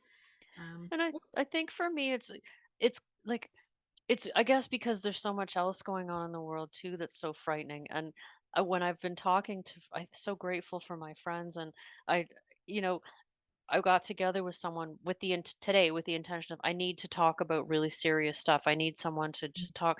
And so we talked and for a while, and he had a lot to say. And then he said, so what's the key for you? Like, to me, he asked, what is the emotional crux for you? What is it that you're experiencing that you need to talk about? And so we had an incredible conversation, but I just want to open it up that if there's something about the climate crisis or current events that's just, like, for me, the emotional thing at the moment is the indifference of some people that I see, and that's what I needed to talk about. And I just like the idea of opening up the space, not even just this space, but in right now this space, but opening up in general, opening up space for people, for all of us to talk about the painful things that we read or hear about or what are afraid of. And at Halloween and All Souls Day, it's a good time to do that. So if there's some issue that is dark and alarming that you want to talk about or feel like is weighing on you, this is your chance. See, bright, happy times, right? This is what I bring to VocalEye. Yeah. Well, we do have a hand. It's Sean and Christy. I'm guessing it might be Christy, but I could be wrong. It could be Sean. It could be Sean. It's not. Good chances are. I was just gonna say I hear you with that feeling of indifference. Like Mm. it's getting to me too, Christine. That Yeah. just everybody just it's like it's really hard. But as a rock painter, I remember because like I always think I'm environmentally aware but when I first started painting rocks, I could not paint eyes. Like I wanted to make all these goofy figures and I couldn't paint eyes. So I went out and bought all these plastic googly eyes. And I'm like, look how clever I am. And then my mentor, my rock painting mentor, she's like, birds can choke on that. And you're putting microplastics in the environment. I'm like, I did not think of that. Ouch. Yeah. And Yeah. it made me actually practice painting eyes, and now I can. But it made me learn pretty quick. And meanwhile, there's a trail of dead birds all over New West. Choking on googly And it's all Christy's fault, right? Yeah. Stop it. They're Be not. nice to her, Sean. So those birds are going to haunt you. But yeah. So, Ooh. it really taught me. I was like, huh. And then, all the glitter paints and stuff, right? And you coat it in plastic, like to make it all shiny. And I'm like, I really hope when I put it out for somebody to find that they take it somewhere where it could be enjoyed without a bird eating it or something. Yes. Yeah. But it makes you really aware of, because I just think of like I'm putting something pretty out. I just want to make somebody happy when they find a painted rock. Yeah. But then you're thinking like, as you say, it's a gray area, right? It is. On one hand, you're making somebody happy, but on the other hand, it's like, when it rains, all that residue might go into the water system, right? Yeah. So yeah. It's true. It's hard to be conscientious all the time too. Like we all want to do the right thing, but gosh, it's hard to keep it at the forefront of your mind at all. Well, it's like we live in an apartment and they don't really do recycling, so we just dump everything in one dumpster. Yeah. And it's like, but we use so many cans and plastics and stuff, right? Yes. Yeah. But what are we gonna do? They don't have the proper facilities, so That's right. Like we live in an institution. Like we didn't create this pleasure-loving world that we live in. We definitely are advantaged by it. Like I love my comforts every day, but we didn't make the world this way. And it's hard. It's an ongoing challenge every day to navigate through it in a way that's responsible and yet not grim and negative all the time. I don't want to live like a nun. I mean, I just don't. I don't want to. Nuns like living like nuns. Well, that's good. They chose that. That's cool. I'm not big on abstinence, Yeah. I like chocolate and rich food and coffee and yeah. It's a tough one. I know. Christy, can you use like non-toxic paints? Yeah, I could. Then my cost, then it wouldn't be a cheap hobby anymore. So there's that line. Like, here's the thing, right? Like, this is where like big manufacturers can get involved. Like, why do they even make paints that are toxic? Right. Yeah. Right. I know. I don't know if anybody has noticed these commercials on TV. It's simple commercials for like laundry soap. For Tide, so there are all these different types of Tide soap you can get, and one of them's like for sensitive skin, and it has no, like extra stuff that can harm you, and it's non-toxic and blah blah blah. And I'm like, great, just make that one. Why do we need all the other options? Right? Yeah. Why would you go back and choose the toxic one? Like, I don't get it. So something I started doing, which I think is brilliant, laundry strips. Oh yeah, we've been doing that for years. They're awesome. So I'll explain what it is in case it's a new idea. You buy it in this little flat cardboard envelope, and there's enough laundry strips in there for about 50 loads or something. What it is, it's basically dehydrated laundry soap. So you pull out this little foam rectangle that when it gets into water, it dissolves into detergent and it cleans your clothes. But the thing is, all what is contained in the laundry strips in this little cardboard envelope would otherwise be this like 4-gallon huge, like 4-kilogram jug that's been trucked from here to there to there to here to here to there. And so it's a tiny example, but look at all of that transport that we don't that that I don't need to be a party to if I use laundry strips instead of the 4 gallons of liquid that's got to be moved in a truck and a train and a goodness knows So what. VocalEye in our early days, we sold those as fundraisers. Yay! Oh, they're such a great innovation. Yeah. They're really neat. Yeah. And so we bought a bunch of them. And yeah. we still have them. Oh, brilliant. Yeah, I couldn't believe it when I discovered them. Like, oh my gosh, this should be law. Like, right? Liquid detergent in 4 gallons, that should be illegal. Or like, I liked your analogy earlier about the kiwis and, pears. There's fruit in Ontario from South Africa. I'm like, really? Come on. Or, New Zealand or Australian lamb. We make really yummy lambs in Ontario. Like there's lambs that are bred in Ontario, and I like to eat lamb occasionally, and it's really good. Like, why is cargo ship fuel being spent importing food when we already have food right here? Yeah. It's mind-boggling. Yeah. It's mind-boggling. Yeah. Every time I look at those in the grocery stores, because I love kiwis, I go, it's already here. I know. I don't want it to rot, but I know that when I buy it, I'm sending a message that I still eat how bananas. I want to spend my right. I still eat bananas. I honestly sometimes with the bananas I go, oh, these won't be around. Okay, I know I sound like a really dark thinking person, but I don't think we'll always have access to bananas. I don't think bananas are going to be available to me my entire life. I think the time frame in which I'm going to be able to eat bananas is limited. So it's the one thing where I go, okay, I know they're imported, and I'm going to eat the bananas. And why? What is it about the banana in particular?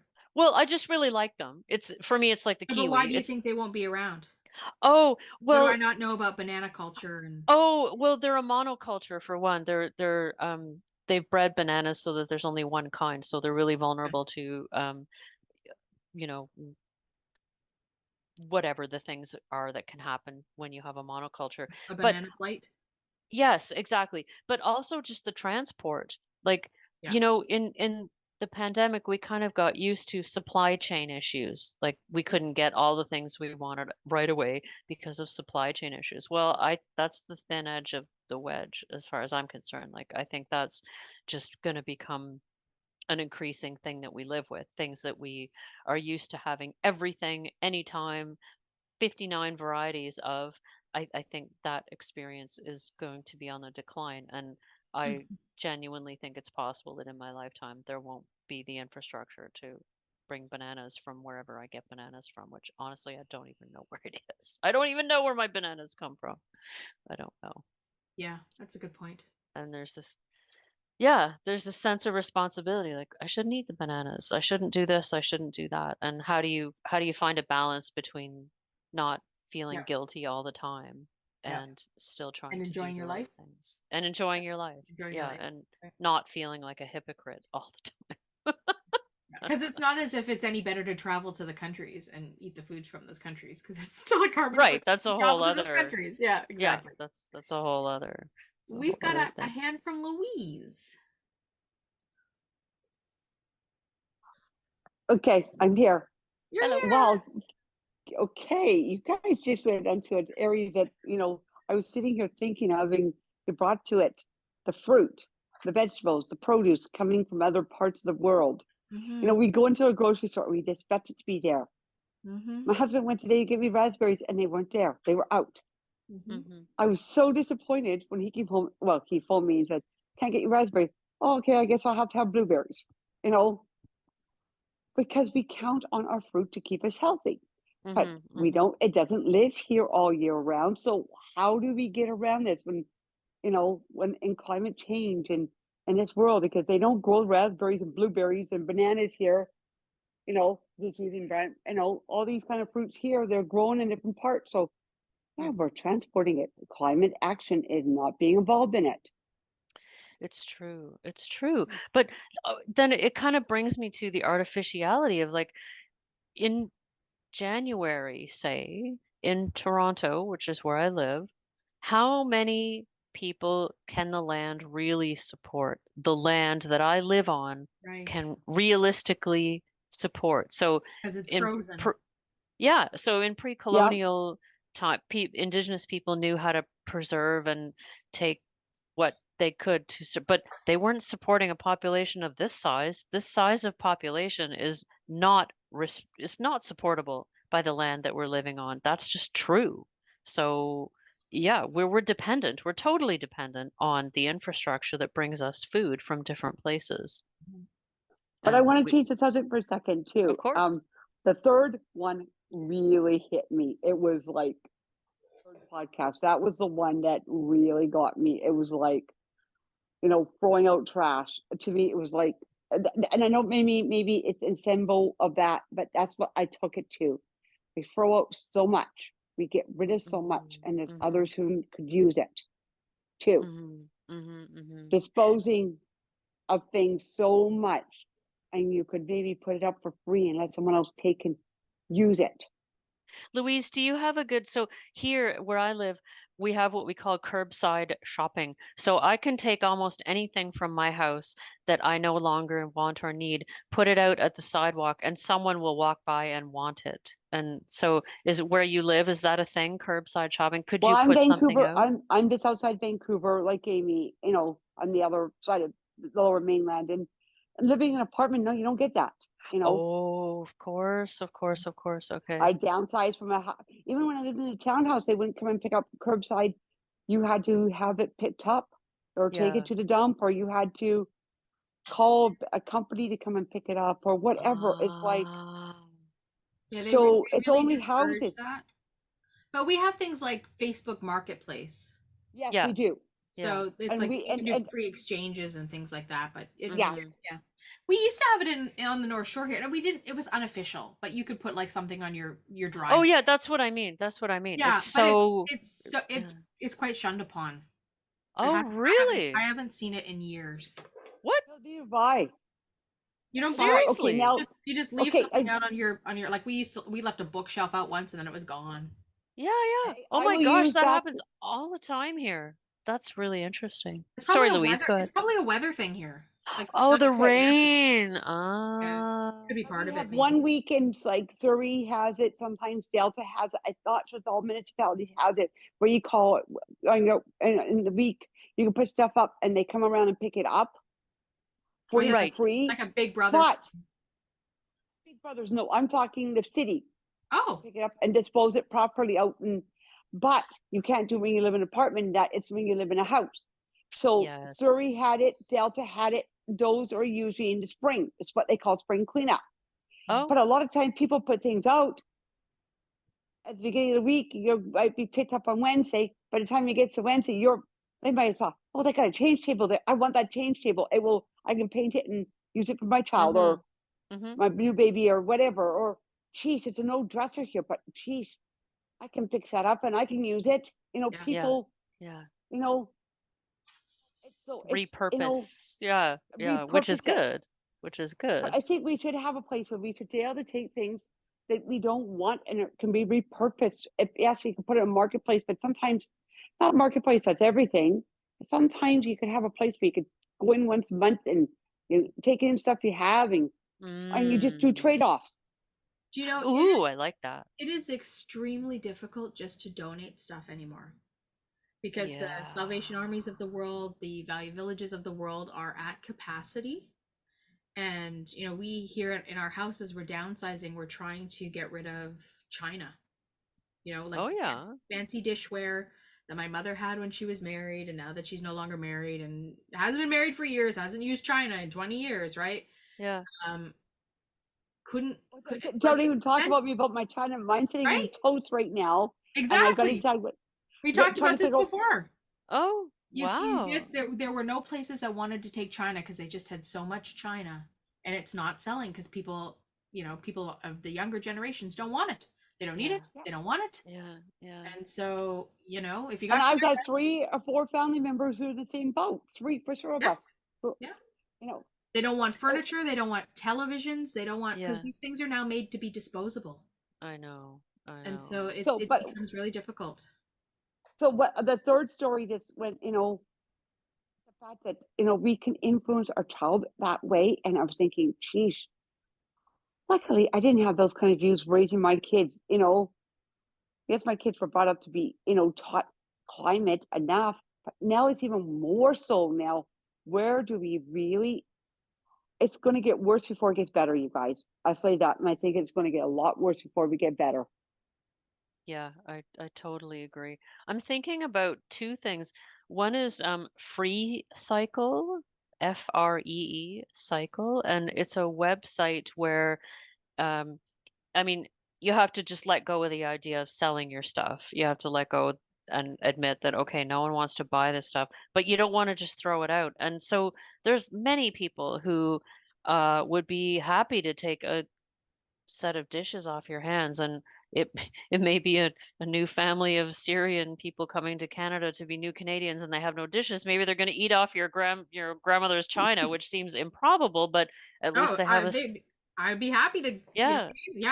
Yeah. At least they have a set of dishes to eat from. So when we can, it's hard to let go of the idea like things are of value, and you want, of course, we all need to have money to pay our bills. But Free Cycle. Another one is we have I'm not sure how widespread it is, called the Repair Cafe. And I have a friend who's a retired engineer, and so he volunteers for the Repair Cafe. And this is kind of a traveling event where they'll book into a community space for a particular Saturday, and there'll be, maybe an engineer, someone with a sewing machine, someone with a little minor carpentry skills, and you bring things in that are probably repairable, but that no repair shop is going to touch because it's not worth it.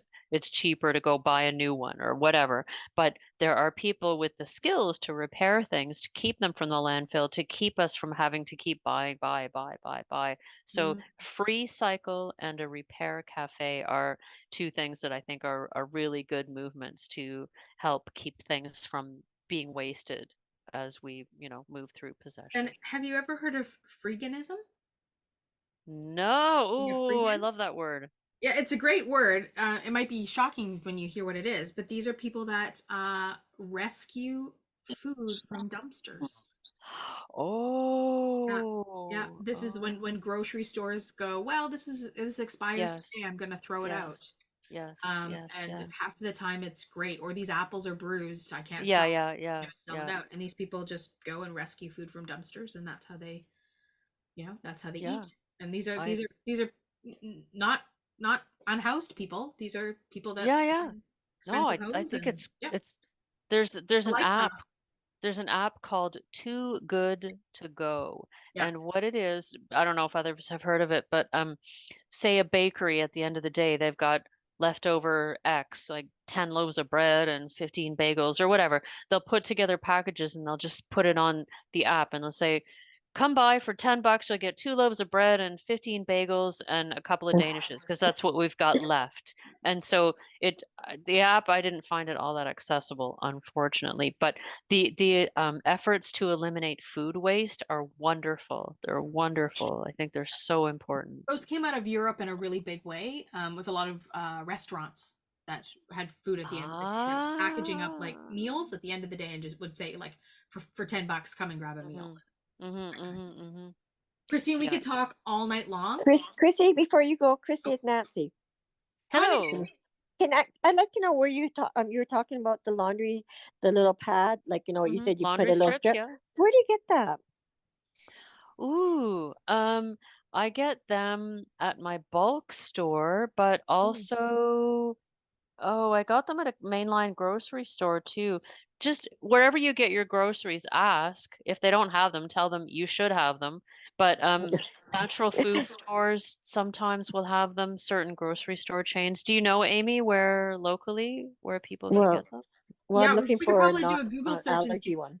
We can probably do a Google search and see if we could find something in your area. Yeah. Either that. Yeah. I'm sure there's there's like hypoallergenic ones and scent free. Yeah, that's what I'm looking for. And yeah. we were talking about a bakery. My boyfriend friend owns Cobb's, and he always gives all the food, bakery leftovers to the school. And then they bring all their stuff home. I go, what are you bringing these home? He goes, oh, there's a bakery that he like boxes. I go, Kevin, we just need one bread a month, not 10 bread. And then I said, Kevin, I got 10,000 cans that I got to get rid of. Please put that in the box so that everyone can have a chance to take anything, like I rather give it to someone that really needs it than us keeping it, right? Yes. And for a garage sale, I just said my boyfriend's family moved into a house in Langley, and no one wanted nothing from COVID time, so they gave us their brand new suite because he couldn't get rid of it. So now you Furniture, go, you say garage sale free, everything free. Furniture is especially hard to get rid of. I don't understand why, but there's so many people I know, they can't sell it, they can't even give it away. It's weird. I don't understand it. Well, because when you buy it new, it gets delivered to your house. If you pick it up at somebody else's house, you gotta pick it up yourself. Fair enough. Well, well, they had a truck and everything. Nope, I could say I like when you were talking about your first one, I got up and exercised, got this bloodstream going and everything else. I was dancing when you told me to dance. I got off my chair just to I thought, what am I doing? She told me, get up, dance.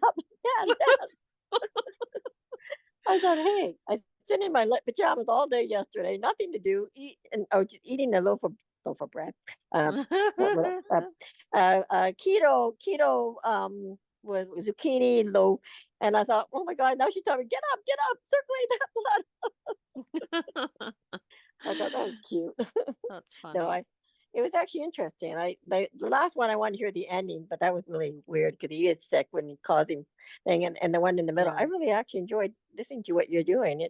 It you're putting out what you had to say, and it's nice to keep it up. How's that? Thank you so much. Yeah, and I like to get that chair you got, the egg chair. My sister had it. I think you got it from a garage sale because I think we put it in North Van, and I think I always wanted it back, but someone got it in their house. Oh, I'm not telling. I'm not telling. Far to ship it. I'm not telling though. I'm not gonna answer. Leave it as a mystery where I got it. I know. My sister had it in North Van, and before she passed away, she put a big garage sale, and I go, but there's no room in my condo. And I thought, you know what? Huge, just outside patio would be perfect. And then when you mentioned the egg, oh my God, and got a good cushion for it. Yeah. I got my nice cushion and a pillow behind my back, and it takes up a lot of space on the floor. It's an investment of space, but to me, it's worth it. It's my cozy spot. I guess my cozy spot is sitting at the table listening to you guys so I can eat. So that's the very nice. For you, good. Will this be episode on Zoom, or will we get to see this again, or are you going to do another one? It'll be available on the YouTube channel, I believe. Yeah, I really like to share all this to our group too, that support each other, and have people come on and talk about these things, because environment, like we're trying to recycle things here, and I get scared that someone's watching me because I really don't know where the foil paper goes or this goes in plastic. And these are, and compost is easy, but I know the recycling. All those bins are the same, right? I know, and don't you know this is paper? I go, yeah.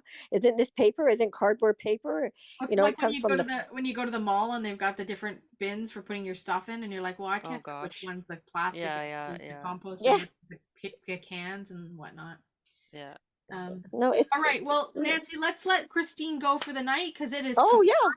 It is tomorrow for Christine. Tomorrow for me. And with our thanks and our blessing for joining us and sharing your wisdom around climate change and climate justice. It's been a really wonderful conversation. So thanks for happy November. Let's make November a better. Thank you for welcoming me into the VocalEye space. It won't be the last time, my friend. Yay, good. Thank you all for joining as well. I really appreciate it. VocalEye, vocaleye.ca. Special thanks to our funders, the Canada Council for the Arts, the British Columbia Arts Council, the Province of British Columbia, and the City of Vancouver.